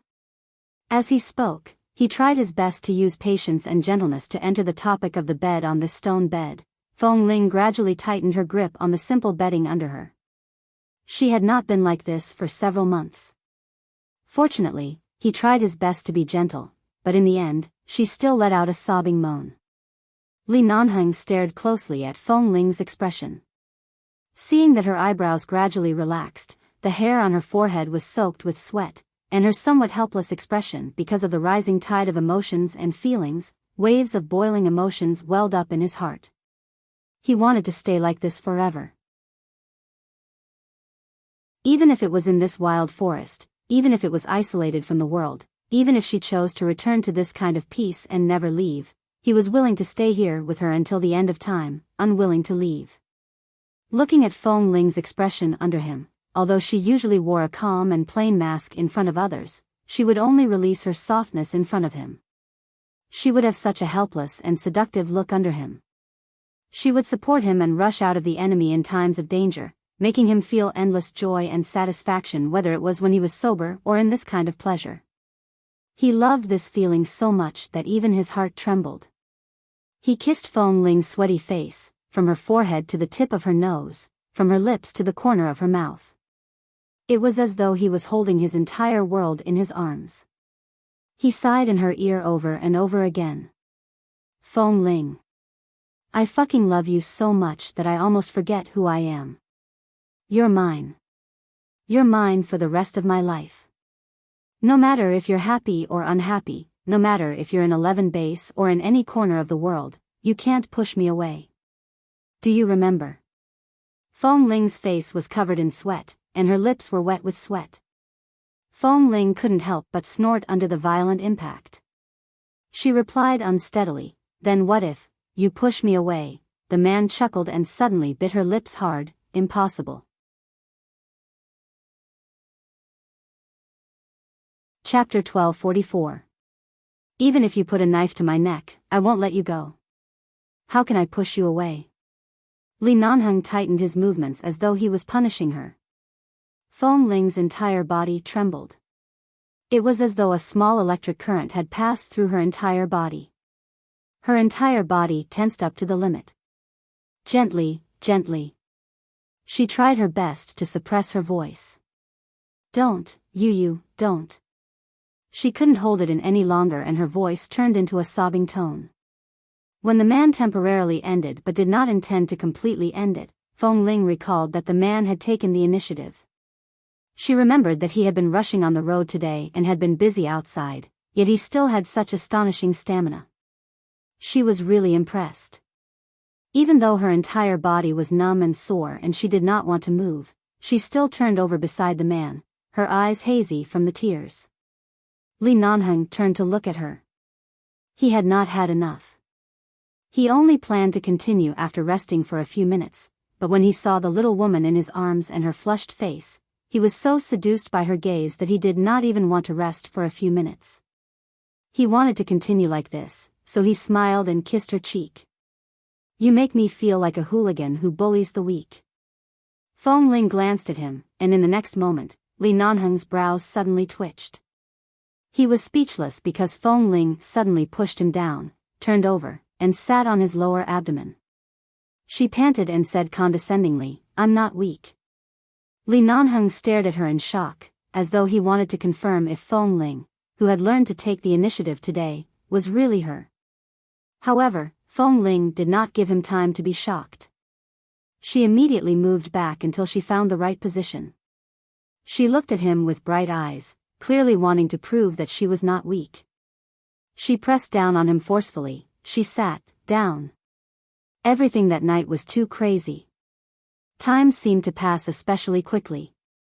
By the time the two of them were exhausted and sleepy, the sky outside the jungle had already revealed the light of dawn. After an entire night of rain, there was still some cold air outside. If she went to Qingxi to take a bath at this time, she would definitely catch a cold. The two of them were indeed too tired to move. They couldn't even be bothered to wash up. He bit Fong Ling's ear and asked in a muffled voice, "Shall we shower together after we wake up?" Fong Ling did not answer. She was so tired that she had fallen asleep. In this jungle, there was no need to wake up early for morning training. There was no need to face the rules of time that one had to abide by outside. They could wake up whenever they wanted. The two of them fell asleep in each other's arms. Fong Ling was so tired that she tilted her head in his arms. In the end, Li Nanheng did not sleep on the hay on the ground. Although the stone bed was not wide enough, he could still sleep if he hugged her tightly. He was happy to sleep with her in his arms. Li Nanheng kissed her face again and fell asleep with satisfaction. For 4 consecutive days, except for being forcefully dragged back to the cave by Fong Ling at night to rest, Li Nanheng barely rested during the day. He had been busy cutting down withered trees and making wooden planks to build the house. 4 days later, the house had already taken shape. The roof had also been built and several layers of wooden planks had been placed, mainly to prevent rain from leaking. Fong Ling also helped out in the past few days. She couldn't build the house, but she paved the ground between the house and the cave with stones. She then went to the jungle to dig some mud and mixed the stones with the soil to continue leveling. In the end, when the stones and soil were dry, the ground was like a floor made of pebbles. It was very flat and beautiful, and it gave off a very natural feeling. Fong Ling pulled a long line in the cave behind the house to dry the clothes. Previously, it was just a simple wooden rack. Now, she had more space to dry the clothes and place things. Li Nanheng's ability to survive in the wild was really strong. He even used the remaining yellow soil and cut flat stones she dug to build a stove in the cave. This way, when she cooked in the future, she didn't have to use the simple method of roasting on the fire. Instead, she could use the stove to cook. This was more convenient and there wouldn't be so much smoke. In the past, Feng Ling only wanted to return to this place to live alone and have some peace and quiet. She had never thought of building a house or doing these things here. Li Nanheng's arrival had made a qualitative leap in her life here. The two of them personally built a home with bricks and wood, filling Feng Ling's heart with bricks and wood. Feng Ling stood outside the house and saw that Li Nanheng was reinforcing the windows. She looked at him and said, "You've made this place so good. Even if I want to leave now, I can't bear to leave. What should I do?" Li Nanheng's hands did not stop. He continued to fix the wooden planks on the window and replied, "I'll stay with you as long as you want. Even if I go out in the future, I can accompany you back when I miss this place. You can't bear to part with this place, but can you bear to part with me?" For several days, they lived together from morning to night. They worked together during the day and slept together at night. There was no one else staring at them, and there was no need to be afraid of being shy. Feng Ling also no longer hid her feelings. She directly answered with a smile, "I can't bear to part with you." "That's right." The man nailed the wooden planks to the window frame and patiently hammered the nails as he said, "Wherever I am, that's your home. We can build a house here, and we can also have our own place outside. You can live wherever you like. The important thing is that as long as I'm here, you won't be without a home, understand?" A person who had never had a home since she was young watched her own home being built with her own eyes. She heard a man say that wherever he was, that was where her home was. What could be more satisfying than this? After another day, Li Nanheng went to chop trees and cut wooden planks again. Feng Ling helped by the side and asked, "What are you going to do this time? Isn't the house already done?" "Bed," Li Nanheng said concisely. Feng Ling's gaze abruptly fell on the wooden planks in his hand and the wooden planks piled by his feet. Seeing these wooden planks, she knew that he was going to make a very, very big bed. She couldn't help but laugh. "I thought you enjoyed hugging me to sleep on the stone bed every day." "Yes, I do enjoy it, but it's not a long-term solution." Li Nanheng blew on the freshly cut wooden planks in his hand and said mildly, "That stone is 2 meters long, more than 1 meter wide, and it's not low. No matter how good my physical strength is, I'm not an immortal.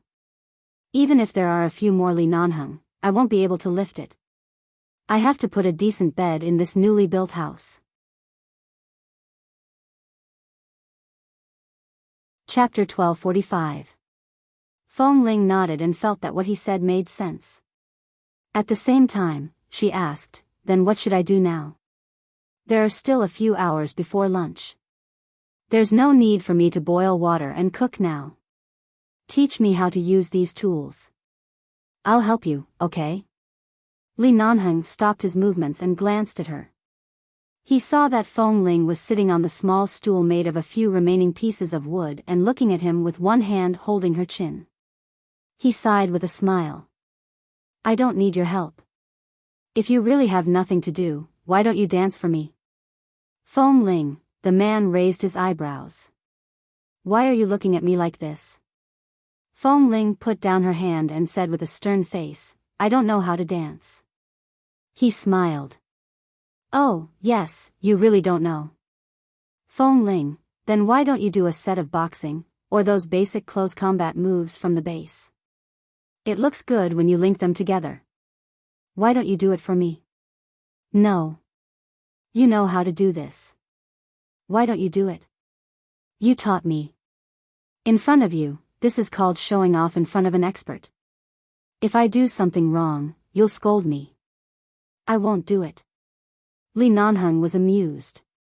"I only scolded you when you first came to the base.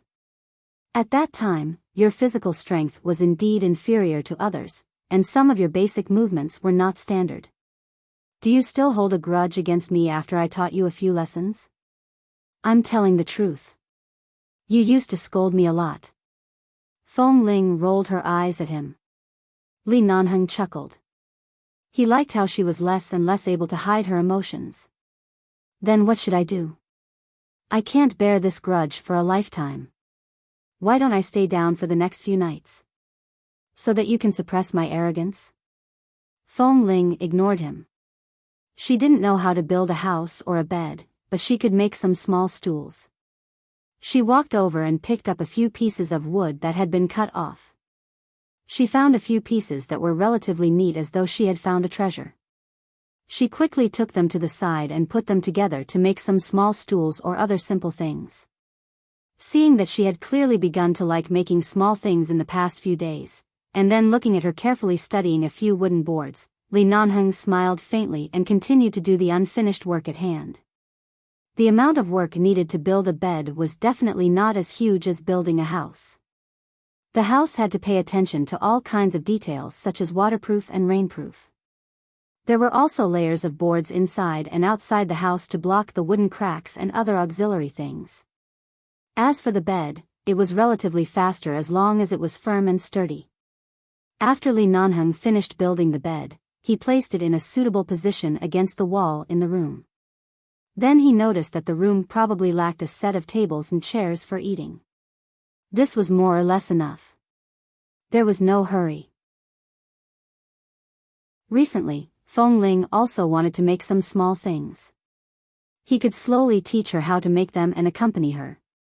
This way, she could also find some interest. The two of them had lived in the city for many years. In such a quiet life in the jungle where they didn't even need to turn on their phones, they didn't feel bored at all. In fact, they felt that this kind of life was so peaceful that they could let go of all the grudges outside. Fong Ling calmed down and did not mind much about the Fong family and Fong Mingzhu. After all, in the past 20 years, she hadn't had any contact with the Fong family. It seemed that she had nothing to do with that family except for a blood relationship. Although Fong Mingzhu was extremely selfish and narrow-minded, the elders of the Fong family were not heartless people. In this way, Fong Ling did not have too many complaints, dissatisfaction, or hatred, nor did she have any feelings of being touched or thinking about. If she left the jungle one day and returned to the outside world, Fong Ling would go to the Fong family to take a look. If the Fong family insisted, she would go to the Fong family to take a look and personally remove her mourning hull. She would tell them that she was still alive and thank them for giving birth to her. She would return to the Fong family, but she would only acknowledge them. She would not stay in the Fong family. She would still be the same Fong Ling. If the Fong family chose to be quiet and not disturb her, she would remain silent and not reveal the truth. It would be best to maintain the status quo. Fong Ling knew that no matter how peaceful and happy her life in this jungle was, sooner or later, she would still have to go back. Both of them had things to bear on their shoulders. This kind of peaceful life could only exist in books and stories. In reality, they both had responsibilities to bear. Fong Ling learned things very quickly. Although Li Nanheng had never learned any carpentry, men were all agile and had a natural sensitivity to these things, so he helped her build a house bit by bit. After she learned how to make the wooden boards, she spent a week building tables, chairs, and other small items with him. The wooden house that belonged to them was complete and did not even lack any furniture. After they officially moved in, Fong Ling opened the wooden cabinet in the house, took out a clean set of clothes that belonged to Li Nanheng, and walked out. Before she walked to the stream, she heard the sound of water splashing. She craned her neck to look over, only to see Li Nanheng biting a blade of grass in his mouth. The tall and straight man was standing there bare-chested. With one hand, he lifted the flowing water in the clear stream onto his body, while the other hand was on his waist. With the grass in his mouth, he looked like a grandfather who was the king of the forest. There seemed to be something moving around the man's feet. Fong Ling walked over and saw that it was a small wild boar. However, its two front trotters were tied to a rock with a rope, and it was struggling with all its might. She then looked at the man who was standing calmly by the side taking a shower. She didn't even need to think to know that this little wild pig had foolishly bumped into the leather boots of this man. Otherwise, how could he be tied up here so miserably? She walked over with a smile, squatted down, and placed the clothes in her hand on the clean rock by the side.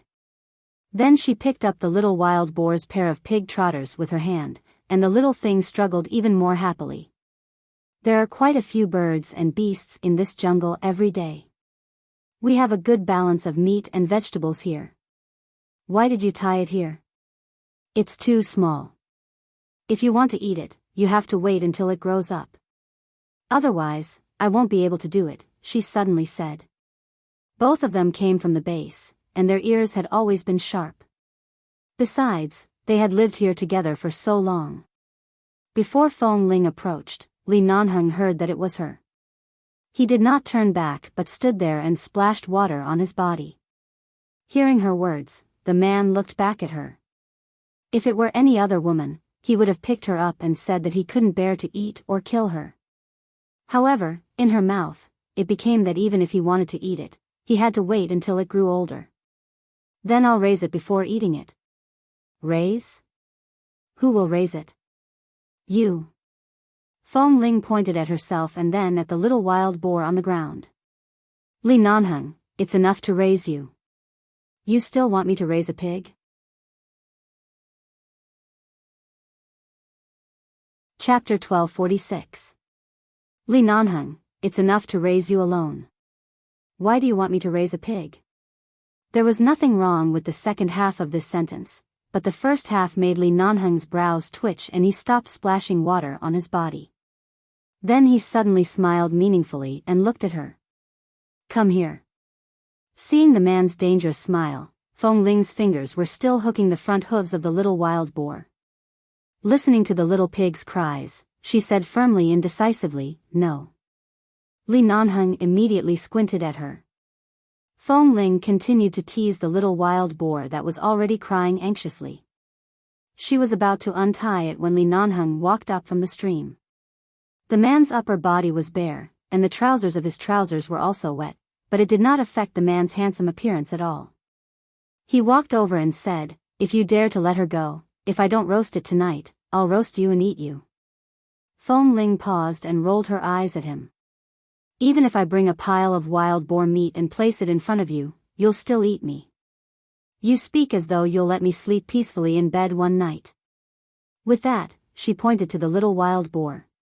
And this is too small. It looks like it was born less than half a month ago. If you want to eat fresh and tender meat, you have to look at the size.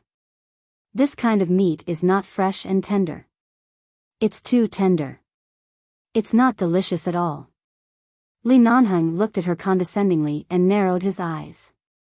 Then do as I say. Raise it first and eat it when it grows up. The corner of Fong Ling's mouth twitched. I don't lack food. Why do I have to raise it? Even if humans live at the top of the food chain, they have feelings for it. How can they eat it? If you don't want to eat it, then raise it. It just so happens that I lack a living creature by my side. It can help you relieve your boredom. There are so many living creatures in this jungle. Why don't I catch a few non-poisonous snakes and let them sleep under our bed every day? Li Nanheng snorted, bent down to hold her chin, and decisively kissed her hard on the lips. When Fong Ling was kissed until she almost fell to the ground, he said hoarsely, up to you.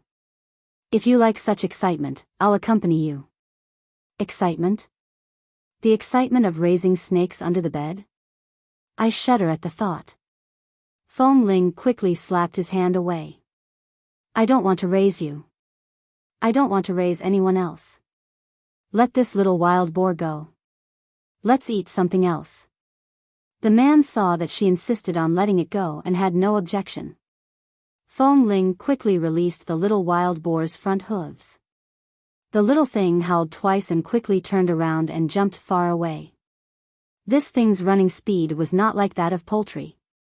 Wild boars were born with fast speed. The reason why Fong Ling was fast was because when she was young, she had to be fast in order to eat in the jungle. Otherwise, she wouldn't be able to catch anything. You're not going to shower anymore? Seeing that the man did not take the little wild boar seriously and was about to kiss her again, she raised her hand to block him. "I'm covered in sweat," Li Nanheng chuckled. He recalled that he had been busy for a long time in the morning and was covered in sweat. Her body was clean and emitted a fresh smell. He kissed her lips again, but this time, he only tasted it lightly and did not go too deep. He turned and went back to the stream to take a shower. This stream was very shallow.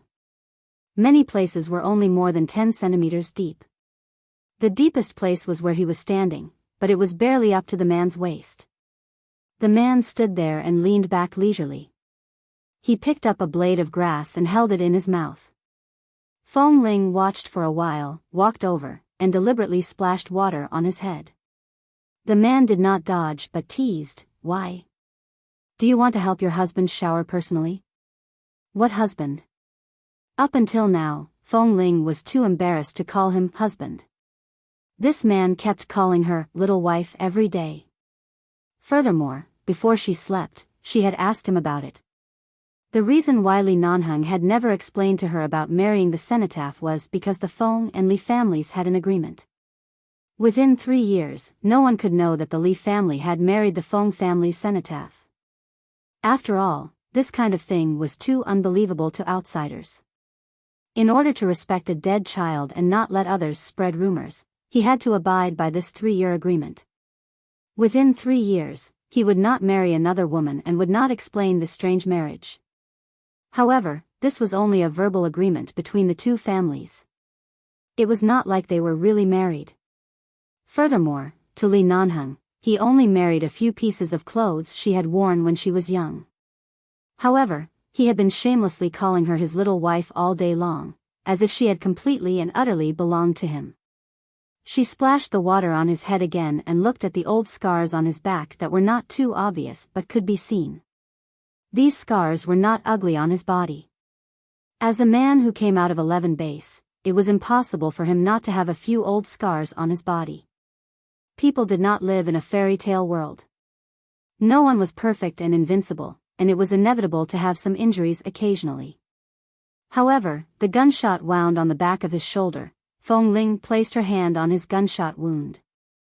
She had once used a dagger to help him remove the bullet here. At that time, the man was sweating in pain but did not make a sound. At that time, in Boston, he protected her in his arms and helped her block the bullet.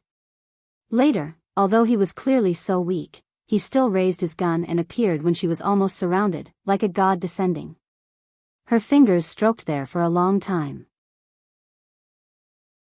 The man saw that her hand did not leave and gently rubbed it repeatedly. He knew what she was thinking and raised his hand to press her hand there. "If you want to help me bathe, come down and bathe together. Don't secretly take advantage of me." "Who took advantage of you?" Feng Ling patted his hand again and lowered her head to look at the grass in his mouth. "You haven't smoked since you came here. Are you addicted to smoking again?" The man didn't answer directly. He just casually leaned back, narrowed his eyes and looked at the fine light sprinkling down from the dense leaves above. He just responded with a shallow "N." "I saw that there were a few boxes in the travel bag you brought, but why haven't you smoked?"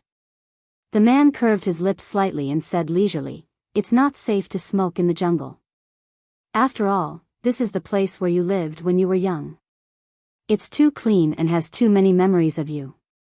It can't be polluted by any external things, not even secondhand smoke. W. 4M. Chapter 1247. She knew that this man was usually so bad that it was impossible for him to have such a profound consciousness. But he really didn't smoke since he came here. Sometimes, she saw men holding a blade of grass in their mouths. She had heard from some brothers in the base who wanted to quit smoking that men quitting smoking was like detoxification. Although it was not as painful, it was not good either. The way to relieve this discomfort was to put something in their mouth. It was good to eat some snacks. If there were no snacks, they would hold something to relieve their addiction, but she didn't know how long it would take to really quit.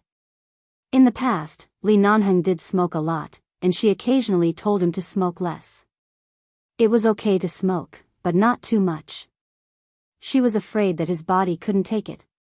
Now in this clean and fresh jungle, after not smoking for several months, his lungs seemed to have been washed by the air several times. Fong Ling curved her lips slightly and hugged his neck from behind. As if rewarding him, she kissed his wet hair.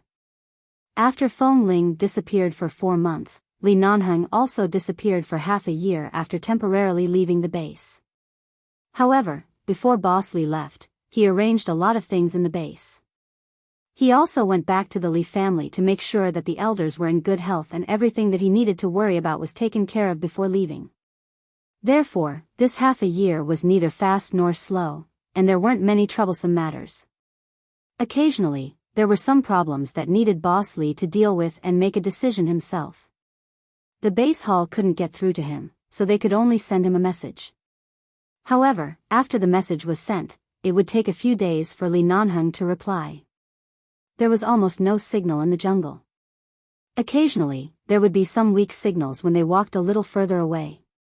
There was a solar charger developed by the United Nations Science and Technology Museum in 11 Base, so the power of his cell phone could last a long time.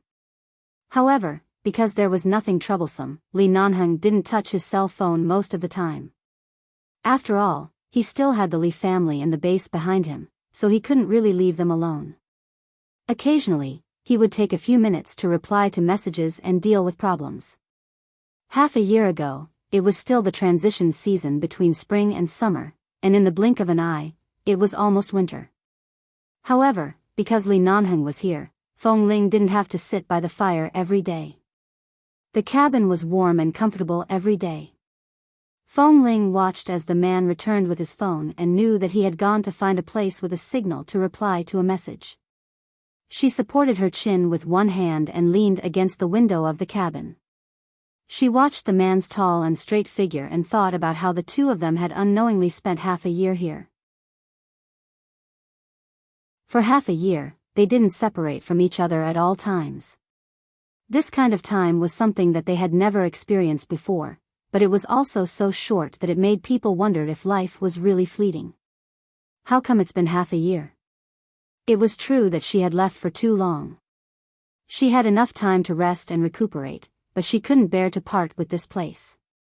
She couldn't bear to part with Li Nanheng every day and night, and she couldn't bear to part with this home they had built bit by bit.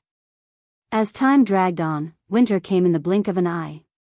Li Nanheng walked back to the cabin and was about to throw the phone back on the bed when he saw that Fong Ling was holding her own phone.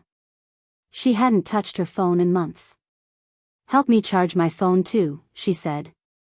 Li Nanheng glanced at her. "What are you doing?" "In a few months, after this winter, the weather will warm up. Let's go back." Fong Ling raised her phone. "Before I go back, I have to restore contact with my old friends and take the time to answer their various questions. Otherwise, when we go back one day, I'll probably be drowned by their questions and saliva. If you don't want to go back, you don't have to force yourself to go back." "How can I not want to go back? I just came out for a few months on vacation. It's not like I want to be out of touch with this world." Fong Ling placed her phone on the bed. "And it's impossible to live in such a place for the rest of your life, unless you're completely carefree. But how can you be carefree in this world? Even people like me, who have no family since I was young, have responsibilities that I have to shoulder, let alone you." Fong Ling put her phone on the bed. Li Nanheng looked at her and did not say anything. He walked over, picked up her phone, glanced at it, and then looked at her. "Are you willing?" "Of course." Fong Ling also looked at him seriously. "Besides, I haven't officially married you yet. Don't tell me you really plan to use the reason of marrying my cenotaph to make me your wild wife in this deep mountain forest? I don't even have a proper marriage process. I'm afraid I won't be able to die in peace." Li Nanheng chuckled. "Just because of this? What else do you want?" Fong Ling tilted her head and glared at him. "All right, I'll get married when I go back. I'll marry you first."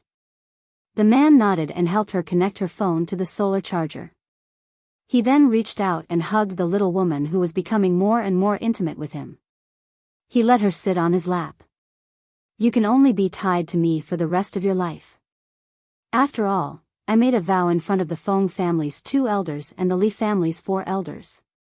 Feng Ling had never heard of his vow, but from this sentence, she could guess how much this man had done for her after knowing that she was the Feng family's second daughter. She asked, "What vow did you make in front of them?" The man's cold brows moved slightly. Even though there was no one around except for the birds and beasts in the jungle, he still bent down and whispered a few words into her ear. When she suddenly heard this man say that he would never marry anyone except the second daughter of the Feng family, her face instantly heated up. She raised her hand to slap his face away, but the man held her head and kissed her. He turned around and pressed her down on the bed. Los Angeles, the Feng family. Bang! In the hall of the Feng family, Tang Sankai was almost knocked down by old Madame Feng. She stood in place in shock, looking at Feng Mingzhu and Qin Xiao who were arguing inside. The servants rushed forward to support the expensive Tang Sankai and old Madame Feng. At this time, Grandfather Feng also entered the door. Seeing the situation inside, he immediately frowned. What happened? Feng Mingzhu abruptly turned her eyes and saw her grandfather and grandmother who had entered the door. Her eyes, which were already red from crying, instantly turned even redder. She clenched her fists tightly. Tell me. How long have you known? Qin Xiao was still glaring at her. For the first time, Qin Xiao, who had been used to speaking gently and softly to her daughter, spoke to her in such an attitude. Her eyes were even redder than Feng Mingzhu's. W. 4M.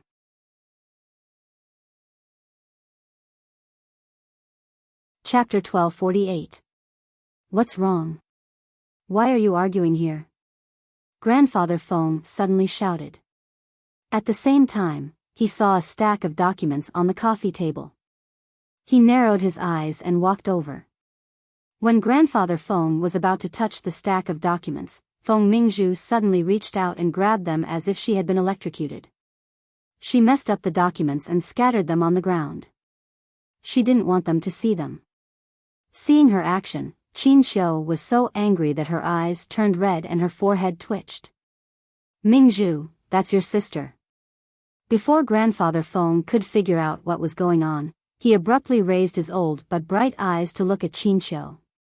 What? At this moment, Grandmother Feng walked over tremblingly with the help of a servant. She looked at Feng Mingzhu and Qin Xiao in shock.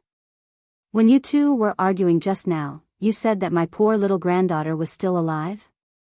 She was still alive, right? Did I hear wrong? Feng Mingzhu had obtained the second DNA report of Feng Ling a long time ago. After checking it, she threw it into the safe. After so long, she almost forgot about it. This morning, she asked her mother to help her go back to her room to get something from the safe, but she saw it. Although Qin Xiao had long guessed that Feng Ling was her daughter, after all, Feng Ling didn't seem to want to go home. Besides, Feng Ling looked very peaceful and happy in 11 base. She only wanted to see her daughter happy.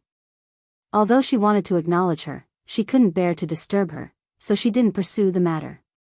Although she thought about it every day, she didn't dare to acknowledge her. However, when she suddenly saw this DNA report, the truth that Feng Ling was her second daughter was completely revealed to her. Most importantly, this DNA report was in Mingzhu's safe. This meant that she had long known about Feng Ling, but for so long, she had remained silent at home. In the past 10 months, she had changed from an ignorant and incompetent young lady to someone who had frequently come into contact with the affairs of the Feng family's major companies and was working hard to take over the inheritance of the Feng family. Qin Xiao thought that her eldest daughter had grown up after those things. She didn't expect that this was the reason. She was furious. She even hated her daughter for failing to live up to her expectations. This child was actually worried that her sister would be recognized one day. She was afraid that everything would be taken away or everything would be taken away. She was so sensitive that even after knowing the truth, she did not say a word. She had been quietly hiding this fact. That was why Qin Xiu took advantage of the time when there was no one at home to look for Feng Mingzhu. Coincidentally, Feng Mingzhu had just returned from the company and drank some wine outside, but she was not very drunk. As soon as she entered the door, she was stopped by Qin Xiu. Qin Xiu threw the DNA report and all the documents about Feng Ling on the coffee table and asked her what she thought. At that time, Feng Mingzhu was stunned for a moment. Her eyes first turned from confusion to panic, and then from panic to coldness. In the end, the mother and daughter quarreled. Qin Xiu's disappointment and question, as well as Feng Mingzhu's anger and sharp voice, were heard by the old madam who had entered the door a few minutes earlier. Then, grandfather Feng entered the door. As if knowing that she couldn't hide it anymore, Feng Mingzhu looked at the messy documents and DNA report on the coffee table and asked in a shrill voice, "So what if she's alive? I haven't had any family for 20 years. So what if she's alive? I'm your granddaughter, I'm your daughter. I'm your beloved. Even if she's still alive, she won't come back. What else do you have to worry about?" Qin Xiu was furious. She had never thought of forcing Feng Ling to return to this family, but Mingzhu actually looked at all of this from such a twisted perspective. Fortunately, there was a servant to support her. She couldn't believe it. She raised her hand in disbelief, trembled, and then put it down. "She's alive. She's really alive. My little granddaughter is still alive." Grandfather Feng was also excited, but after all, he was old and had seen decades of storms. Back then, he could withstand the news that his granddaughter had died at the bottom of the sea. How could he not be able to withstand it now? He looked at Feng Mingzhu's red eyes, then at Qin Xiu, and then at the documents on the floor. He turned his head and gave a look to the helper next to him. The helper only dared to go up and pick up the papers after receiving the old man's order. "If you dare to pick them up, tear them all. Tear them all." Feng Mingzhu shouted angrily. She regretted it. If she had known, she would have torn these things up and destroyed them all. Back then, she only felt that it was necessary to keep these things. After all, if she wanted to do something in the future, it might be very troublesome to check them again, so she simply hid them in the safe. She didn't expect that they would become a time bomb now. Grandfather Feng was the head of the family. The servant didn't dare to look at her. She hurriedly picked up the things and tidied them up. When she saw the contents of the documents, she quickly controlled the excited expression on her face and quickly handed them to Grandfather Feng. Grandmother Feng rushed over and stood by the elder's side, watching him flip through them one by one. When she saw all the information about Feng Ling, including Feng Ling's photo, and the contents of the DNA test report, Grandmother Feng was so excited that she suddenly snatched the document with Feng Ling's photo. She stared at the short-haired but calm smile on the girl's face. She raised her trembling hand and carefully touched it. Tears fell. "This is my little granddaughter." The servants were also excited. After all, they were all old servants of the Feng family. After the second miss was born, they also took care of the child for an entire year. The death of this child was a huge blow to the entire Feng family. Now that this child was still alive, everyone was very excited. Seeing their excited expressions, Feng Mingzhu's eyes were filled with a destructive glow. She staggered back, looked at the things in their hands, and then turned to look at Qin Xiu, who was holding her chest in anger. "Mom, you knew it long ago. Did you know it, but you didn't say it? Now you're blaming me?" Qin Xiu took a deep breath and suddenly raised her hand to slap her. "I didn't say it because I respected her choice. I didn't want to disturb her current peace. I just wanted her to live happily outside. But you hid these things and refused to say it. You know why. W. 4M.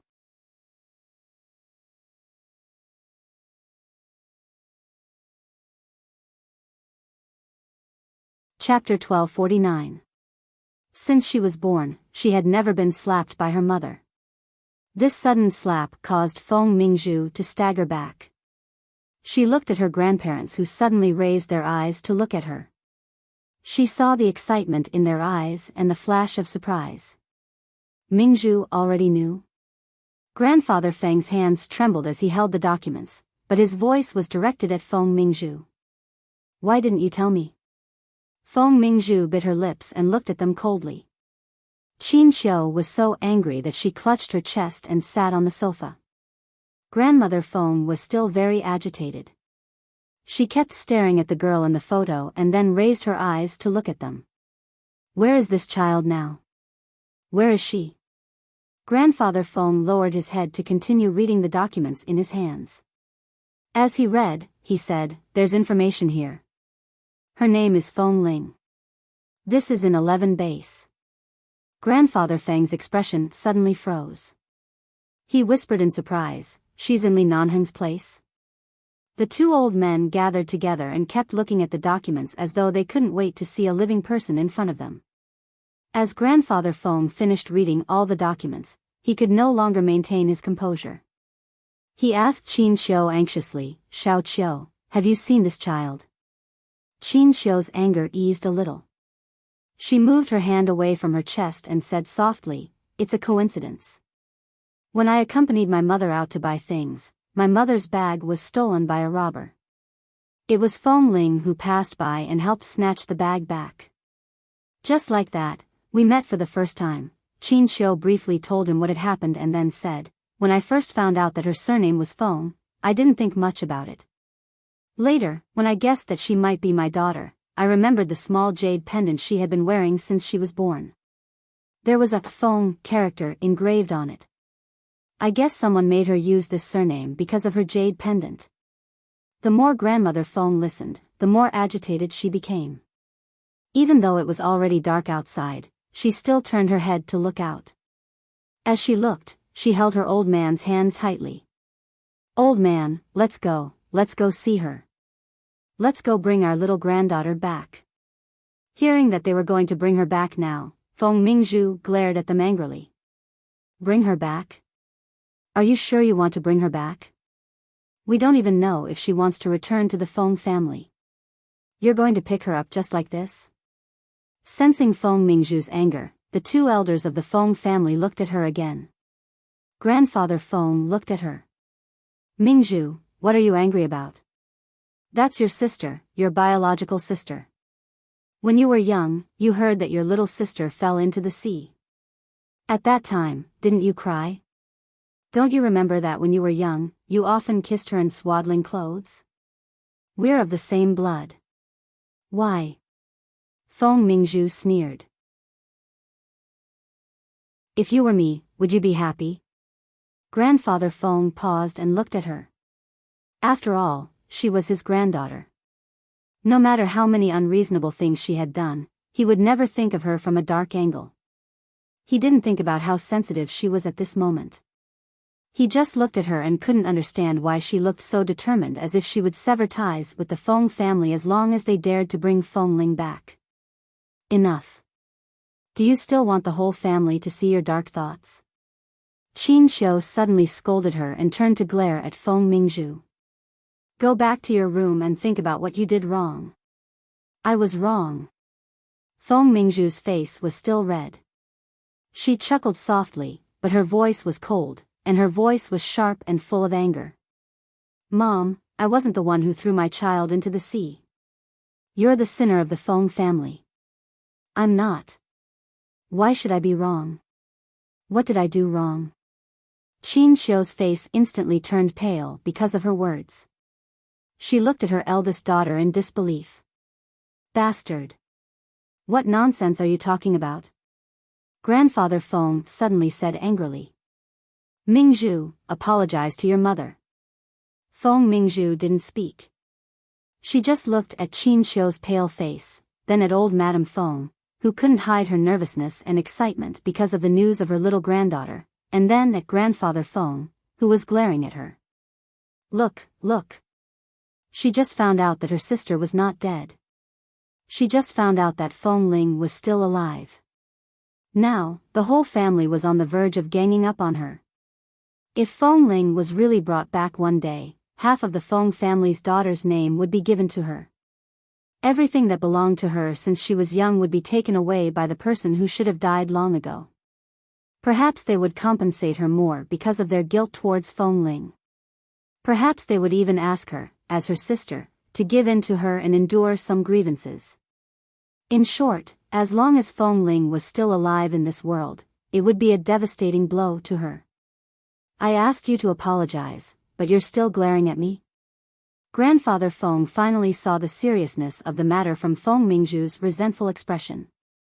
He suddenly narrowed his eyes and said, "Just now, your mother said that you already knew that these DNA and information were investigated by yourself. After knowing the results, you didn't tell anyone. You didn't want your sister to come back?" Old Madame Feng also looked at her in disbelief. "Mingzhu, how could you bear to let your sister wander outside? Why didn't you say anything?" "Why didn't I say anything?" Feng Mingzhu opened her mouth, but she stood there quietly. Her eyes were a little empty, and her voice was flat and emotionless. Only a sneer could be seen on her lips, but it also flashed past. "That's right. Why didn't I say what I was afraid of?" Qin Xiu looked at her expression as if she had been hit. Although she was angry, she couldn't bear to see her trapped in that dilemma. She frowned and said, "Mingzhu, you're no longer a child. You understand the logic very well. You've all grown up. Even if Feng Ling returns to the Feng family, no one will compete with you for the love of the elders. Besides, you know how the Feng family does things. Even if she comes back, the family won't be biased. You're still the apple of the Feng family's eye. Everything you want will still belong to you. Put down those knots in your heart. Whether she wants to come back or not, you have to get along well with her, okay?" "All right." Feng Mingzhu raised her chin slightly, the emotions in her eyes still unclear. "If she really comes back, I will definitely get along well with her."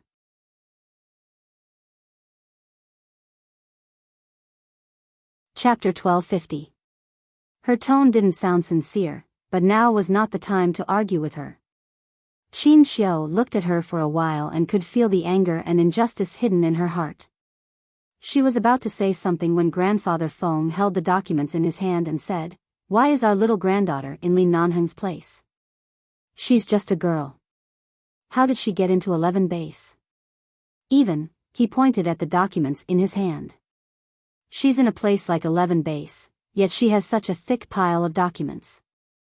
A girl who ranks first in all kinds of assessments and is recognized as one of the strongest snipers in 11 base. What else? Drill master and champion. What exactly did she experience?" When she first saw Feng Ling, Qin Xiu and her mother almost recognized her because of her appearance, but at that time, Feng Ling was still trying her best to pretend to be a man in order to survive. Qin Xiu looked at the documents in Grandfather Feng's hand. Her previous guess was now 100% confirmed. Her heart was in turmoil, and her voice was filled with suppressed heartache. She disguised as a man and mingled in 11 base to survive. I don't know what she experienced, but to be able to force a good girl to disguise as a man, it means that she must have had a bad life before entering 11 base. In the photo, Feng Ling looked very beautiful, but when she heard that she had a bad life before, Grandmother Feng's tears instantly fell. "I'm going to bring her back now. Auntie Mai, quickly tidy up a room. Let's change everything into new ones. Buy everything that a girl likes and put it in. I want to bring her back and compensate her for all the things that I owe her for more than 20 years. My granddaughter has suffered too much. I must let her come back and enjoy a good life. Auntie Mai, quickly go and tidy up a room. Let's change everything into new ones. Buy everything that a girl likes and put it in. I want to bring her back and compensate her for all the things that I owe her for more than 20 years. My granddaughter has suffered too much. I must let her come back and enjoy a good life." "Ah, all right, madam. I'll go right away." The old servant of the Feng family, Auntie Mai, nodded excitedly. I'll definitely prepare all the things that second miss might like since she was young. I'll let her feel the warmth of the family as soon as she comes back and let her believe that we really love her. Grandmother Fong couldn't stop her tears. She held her old man's hand. Old man, I can't take it anymore. I'm going to look for her now. Let's go together. Grandfather Fong nodded. He folded the documents in his hands neatly like treasures and handed them to another servant by the side. Then he turned to walk out with his wife. Seeing that they were about to bring her back, Feng Mingzhu bit her lip and stood behind the coffee table in silence. Qin Xiu also wanted to take Feng Ling back, but she remembered that Feng Ling seemed to have guessed something at that time, but she didn't say it out, and it seemed that she wasn't used to speaking in front of the elders. If the Feng family rashly went to 11 base to pick her up, not to mention that there were so many rules in 11 base, would they let her go easily? It was also unknown whether Feng Ling would be willing to go with them. Wait a moment. Qin Xiu stood up and said, Dad, Mom, it's too late now. Even if we want to bring her back, we need to have a detailed plan. This child has been away from us for almost 21 years. If a family suddenly runs to her and tells her that we are her grandparents and her parents, no one can adapt and accept it immediately. I think we'd better not scare her. Yes, that makes sense. Grandfather Feng also nodded and looked at the sky outside. It's indeed too late. What if my granddaughter is scared? But right now, we can't sleep at all. What's her phone number? Can you give her a call and let us hear her voice first? Qin Xiu shook her head.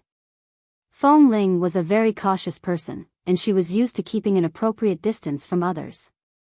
After meeting her a few times, she was not unfamiliar with her, but Feng Ling had never left her phone number. Even when Qin Xiu told her number to Feng Ling just sat there with a faint smile and did not have any intention of remembering it. She didn't want to remember it, nor did she want to have any private contact. Her personality was very alienated. It was impossible to know what this child had experienced when she was young, but looking at her cold personality, she could guess that it was definitely not a warm childhood experience. She was very defensive. Then call the hall of their base. I have the number of their base hall. After speaking, Grandfather Feng turned to make the call. Hearing this, everyone in the Feng family subconsciously followed. They all wanted to hear the voice of this second miss who had been dead for more than 20 years. Qin Xiu also stood up and walked over. She also wanted to see Feng Ling, and she also missed her. She was just afraid that the child would be too resistant, but she still thought about it in her heart. Seeing that everyone was surrounding the old man, they just wanted to listen to a phone call, that's all. Feng Mingzhu clenched her fists tightly by her sides and looked at them coldly. The call went through. Grandfather Feng first held his breath and then tried his best to remain calm and politely asked a few questions. After greeting Ah Feng, he gradually asked about Feng Ling. On the other side of the phone, Feng didn't understand why the Feng family's grandfather would ask about Feng Ling. Of course, he wouldn't say anything to an outsider. He simply said, Feng Ling is not in the base recently. Hearing this, Grandmother Feng immediately became nervous and asked softly, My granddaughter is not here? Even though she had lowered her voice, Feng still heard her clearly. Granddaughter, the Feng family's granddaughter? Who was Feng Ling? In an instant, some things that Ah Feng had not been able to understand completely connected in his mind. Boss Li and Feng Ling? So that was what was going on. Feng Ling claimed to be an orphan, and her background was indeed clean. No one knew that Boss Li married a cenotaph. It was only recently that they heard some rumors that the Feng family actually had a second daughter. Could that child be Feng Ling? Hearing the conversation of the Feng family on the other side of the phone, Feng could basically confirm the relationship. Although he didn't know where Feng Ling was, from the location displayed on Boss Li's phone, they should be near Malibu Beach. It was a wild jungle nearby, and very few people went there. However, Boss Li had stayed there for a long time, which was enough to prove that Feng Ling was there.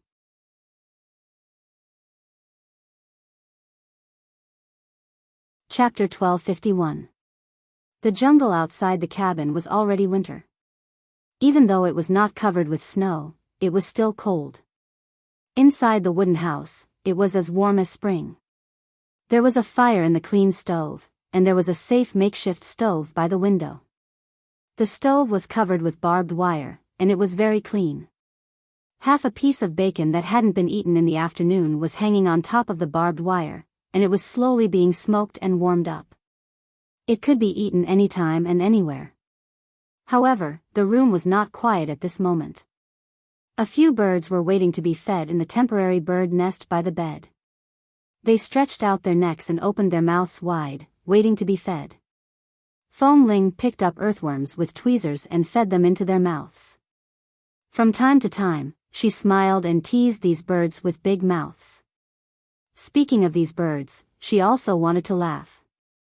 Originally, she was just going to dig out the eggs out of habit and bring them back to make a meal. However, perhaps because it was winter and the mother bird had flown off somewhere, the nest fell under the tree. She saw it and picked it up, but she didn't want to eat it that night. She didn't know how she happened to cover the nest with a thick coat, and it was in a warm place near the stove. On the third night, when she remembered the eggs and was about to come back to get them, she found that the top of a few of the eggs had cracked. Then, she watched helplessly as the first bird struggled out of the cracked egg. Then, one after another, she had harvested a nest of starving little birds. At that time, Li Nanheng had just returned from outside. He saw Fong Ling squatting by the bird nest by the bed and didn't know what to do. He thought something had happened to her, but when he walked over, he saw these little things in front of her. "What are you?" Hearing the man's words, Fong Ling raised her head to look at him in a daze. She then pointed to the few little things in front of her and said, "I originally wanted to make some egg drop soup tonight, but I didn't expect these little birds to hatch from our clothes." Li Nanheng looked at the two thick clothes next to him and then at the remaining eggs that were gradually cracking at this time. Looking at the little things that kept crying out with their mouths wide open, he didn't know whether to laugh or cry. "Do you want to raise them?" Li Nanheng asked with a smile. "I want to eat." Fong Ling's expression was very sincere. Li Nanheng raised his eyebrows. "Eat them?" "I want to eat bird eggs. The weather has been cold recently. These eggs are not as easy to find as in the summer." Fong Ling's expression was blank and melancholy. But a bird actually hatched. "What should I do?" Li Nanheng chuckled. He knew that Fong Ling was straightforward. If she said she wanted to eat, she really wanted to eat. However, these birds were too small. Even if she wanted to make some bird meat soup, it was not possible, so he could only smile and say, "Do as you see fit." Fong Ling squatted in front of the birds for a long time. In the end, she saw that they wanted to eat something. Coincidentally, there were many earthworms she had just dug out in the room. She didn't know what birds ate, but she heard that they ate worms. Earthworms should be able to do the same, right? So she tried to feed it, and she didn't expect it to work. So she fed them continuously for about a week, and also raised these birds for a whole week. Li Nanheng came in and saw that she was feeding the birds.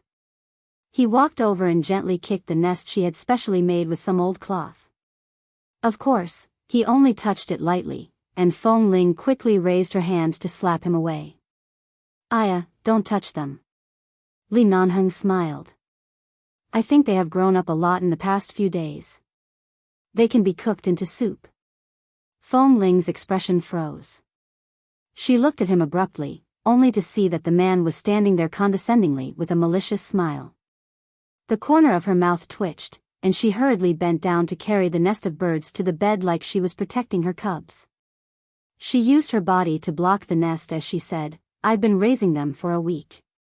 If you dare to eat them, I won't let you off." Not only did Li Nanheng not walk away, but he even leaned closer. While she was squatting by the bed, he leaned down and trapped her by the bed. He lowered his head and kissed her on the cheek. "How do you want to be with me?" Fong Ling quickly pushed him with her hand. "Don't mess around. Don't press them down. They are still young, and their feathers haven't fully grown. I'm warning you, don't have any ideas about them. If you want to eat them, go eat something else. I'll raise these few like this, you. Before she could finish speaking, the man bent down to hug her and kissed her hard. They had been together like this every day for half a year, but Li Nanheng's passion for her did not decrease. In fact, it was as though he loved her more and more every day. His passion had never decreased. Feng Ling had long gotten used to his habit of wanting to kiss her, touch her, and press her down on the bed. After being kissed for a while, the man finally let go of her, touched her shoulder-length hair, and kissed her in the hair. He then hugged her and smiled. Feng Ling didn't know what this man was smiling about, but she instinctively felt that he was definitely thinking of something bad. Of course, she didn't expect that Li Nanheng was considering whether they should have a child because he saw her protecting the birds.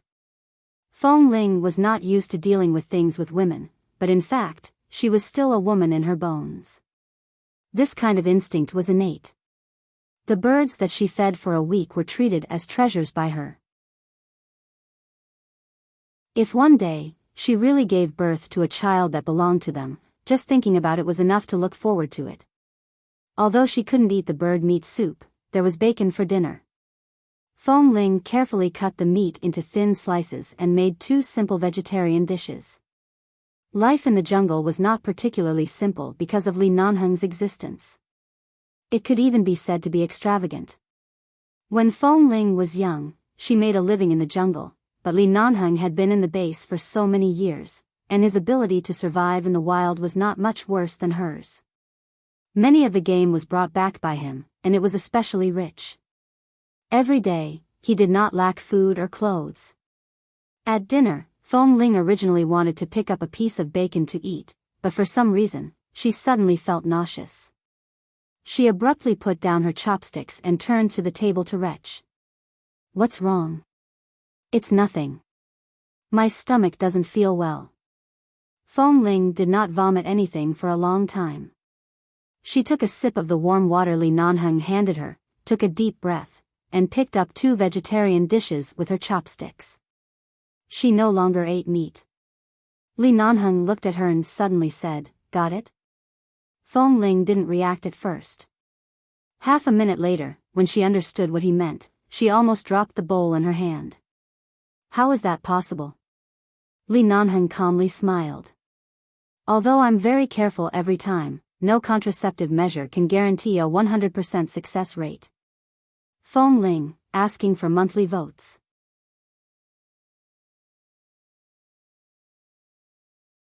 Chapter 1252. You can't guarantee it 100%? Of course, Feng Ling didn't understand this, but even if Li Nanheng didn't bring any condoms when he came here, he would pay attention to it every time they ended in bed. Before she was completely ready, before she really married into the Li family, he wouldn't let her get pregnant easily. He wouldn't let her fall into a dilemma or be forced into a situation. I've been here for almost half a year. Li Nanheng didn't say much. Just this sentence, coupled with his meaningful gaze, was enough for her to understand what he meant. In this kind of place, the nightlife was not as rich as it was outside. There were not as many entertainment methods and activities. After the sky turned dark, they chatted for a while after eating. They casually took the round pebbles that Li Nanheng had polished with tools as chess pieces and played with them on the ground for a while. Not long after, the 2 of them lay down and prepared to sleep. What did she do when she couldn't sleep? Of course, every night when she couldn't sleep, he would press her down on the bed and bully her. This man seemed to have an endless amount of energy, and it was always not enough. Unless she was on her monthly period or was really too tired, he really didn't rest at all. He did it at such a high frequency, and now he said that he couldn't guarantee a 100% success rate, which meant that she might really be pregnant. Otherwise, why would she suddenly feel disgusted? Feng Ling didn't know what counted as pregnancy, but according to what she had seen of Jean Wan, it seemed that she often felt inexplicably disgusted and couldn't eat food that was too oily or too meaty. Thinking about her state just now, wasn't it about the same? Seeing the confusion and helplessness in her eyes, Li Nanheng put down the cutlery. Let's go to the hospital tomorrow. Feng Ling was startled and returned to look at him. Both of them knew that she had been in the base for 10 months. In the past 10 months, she had never left the jungle. There were only a few times when she needed to buy some necessities. Li Nanheng had taken advantage of the time when he was contacting the base to go outside the jungle to find his car parked in a secluded parking lot, drive to the city, buy some things, and then continue to accompany her here. Malibu Beach was a scenic area that had been open to the public. However, not many people would approach the area near the jungle. After all, it was rumored that there were all kinds of ferocious beasts in the jungle. In fact, it was just that the local tourism bureau did not want this large natural jungle to be destroyed and disturbed by tourists.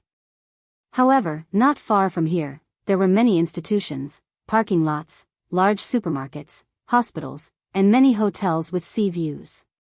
Li Nanheng's car was parked nearby. If they really left the jungle, everything would be very convenient. Feng Ling had originally planned to leave after the winter was over. She didn't think too much about whether she should go out to find a hospital right now.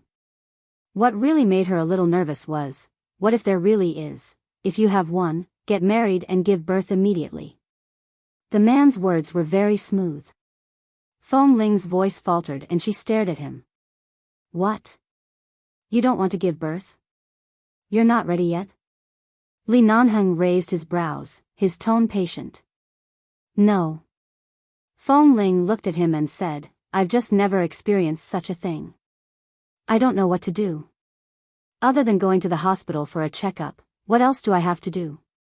Li Nanheng smiled. His voice was deep and carried a hint of a smile. You speak as if I've experienced it before. Go to the hospital for a checkup first and then listen to the doctor? After all, if she was really pregnant, it would not be a joke. Feng Ling nodded and ate a few more mouthfuls before cleaning up the dishes. Seeing that she was eager to end the day and sleep as soon as possible, as though she could go to the hospital for a checkup tomorrow morning, Li Nanheng smiled at her. Don't be too nervous. No, I'm not nervous. Feng Ling placed the bowl and chopsticks in the water and was about to wash them. However, at this moment, the man behind her walked over and took her hand out of the water. He naturally took over the work of washing the dishes and comforted her as he washed. I'm usually so careful. Although it's not 100% successful, I think the chances of being pregnant shouldn't be very high. If you're not pregnant, our original plan won't be disrupted. If you're really pregnant, if you're not prepared to be a mother, you can give birth and throw it to the Li family. The 4 elders of the Li family will definitely take turns to take care of the child. There's no need to worry. Feng Ling originally didn't think so much. Hearing his words, she immediately replied. Throw it to the Li family? You want to use the word throw on your own child? Li Nanheng's lips curved up. As he washed, he looked back and pecked her lips. You haven't confirmed whether you're pregnant or not, and you're already starting to protect your child? Are you going to argue with me over a single word? Realizing that she had been teased by him, Feng Ling glared at him and ignored him. She turned to sit back on the bed and looked at her stomach from time to time. So if you're really pregnant, do you plan to take care of the child yourself in the future? Li Nanheng washed the dishes and turned to help her boil the bathwater. Now that the weather was cold, they couldn't go to the stream to wash. There was a large water bucket in the room that Li Nanheng had built. 2 buckets a day were enough for the 2 of them to cook, wash things, and boil water for bathing at night. However, it was a little troublesome to fetch water back every day. Of course, Li Nanheng snatched away the hard work. I've never thought about it. As Feng Ling spoke, she subconsciously placed her hand on her stomach. She recalled that when Jean Wan was pregnant, she would subconsciously protect her stomach. So this was how it felt. She didn't know if she was pregnant or not, but she already had this kind of consciousness.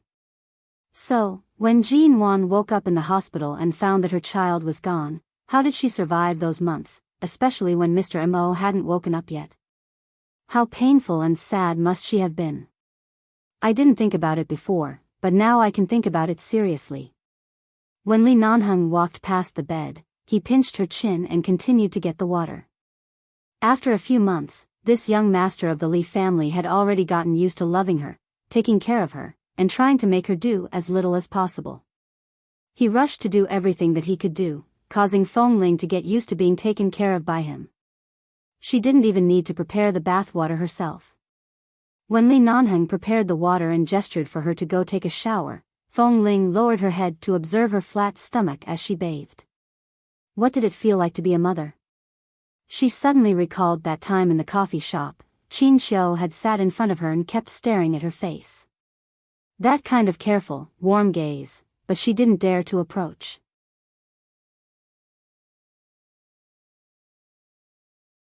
Chapter 1253. After living in the jungle for these months, Feng Ling had figured out many things. In fact, there was indeed no fault. Back then, her parents had accidentally left her in the sea. In the vast sea late at night, even the crew on the cruise ship couldn't find her. Could it be that her parents had to jump into the sea in exchange for her life?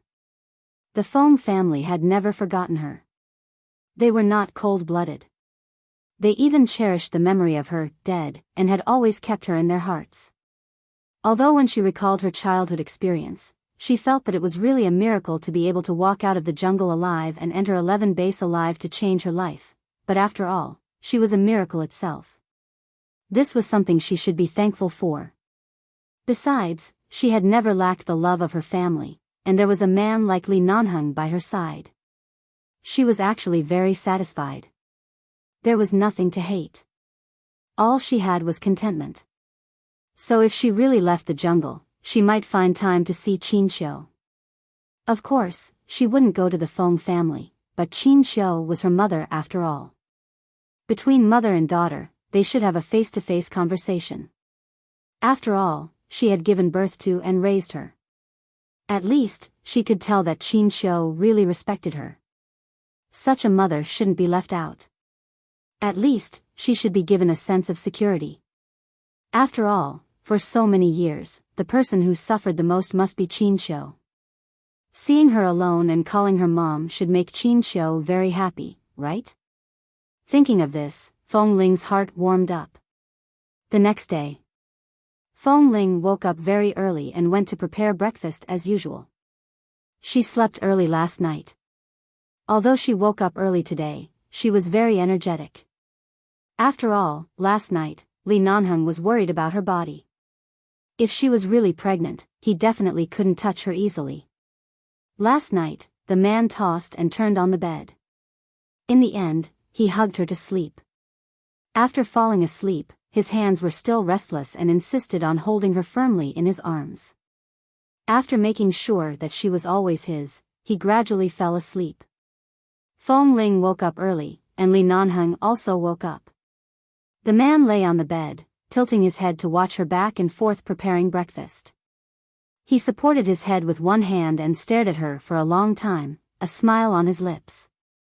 Sensing that the man had woken up and was watching her, Feng Ling placed the breakfast on the stove to heat it up and turned back to look at him. "Why are you looking at me?" "I'm thinking, although there are too many responsibilities in life, we can't stay in this kind of place for the rest of our lives.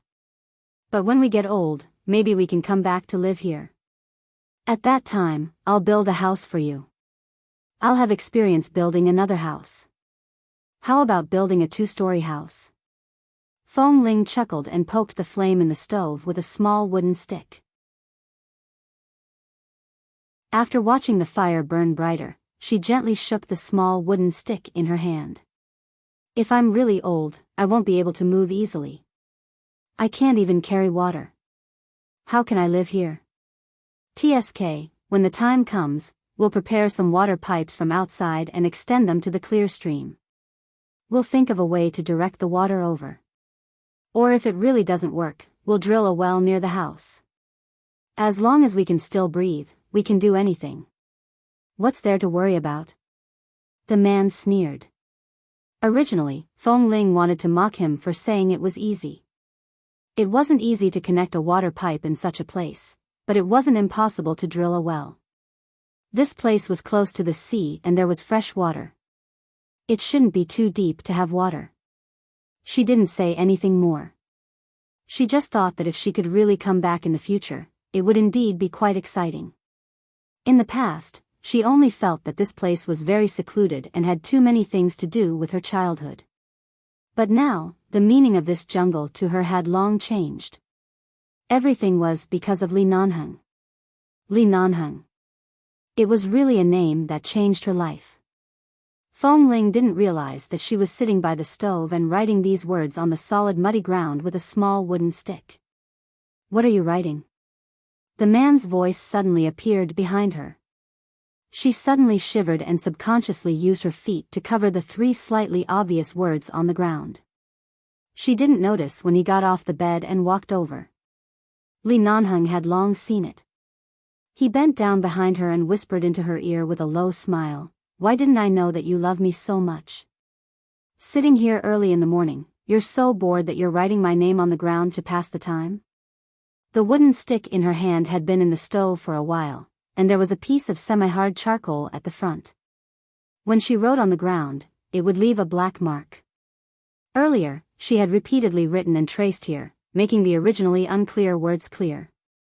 Li Nanheng's eyes were fine, so how could he not see it? At this moment, Feng Ling simply stepped on it with both feet and silently hid her deep love under her feet. Li Nanheng laughed out loud because of her feminine side.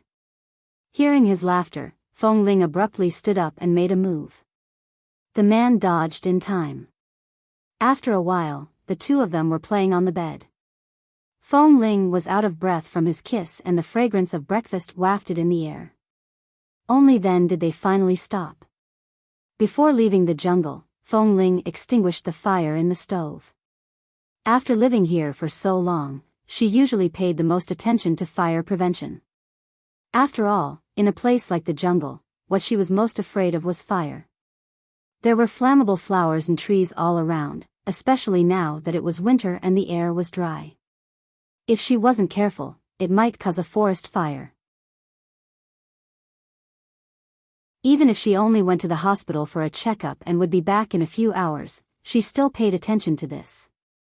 When she first came out, Feng Ling did not feel uncomfortable because she had been inside for 10 months. However, Li Nanheng's car was parked in front of the Malibu Beach scenic area.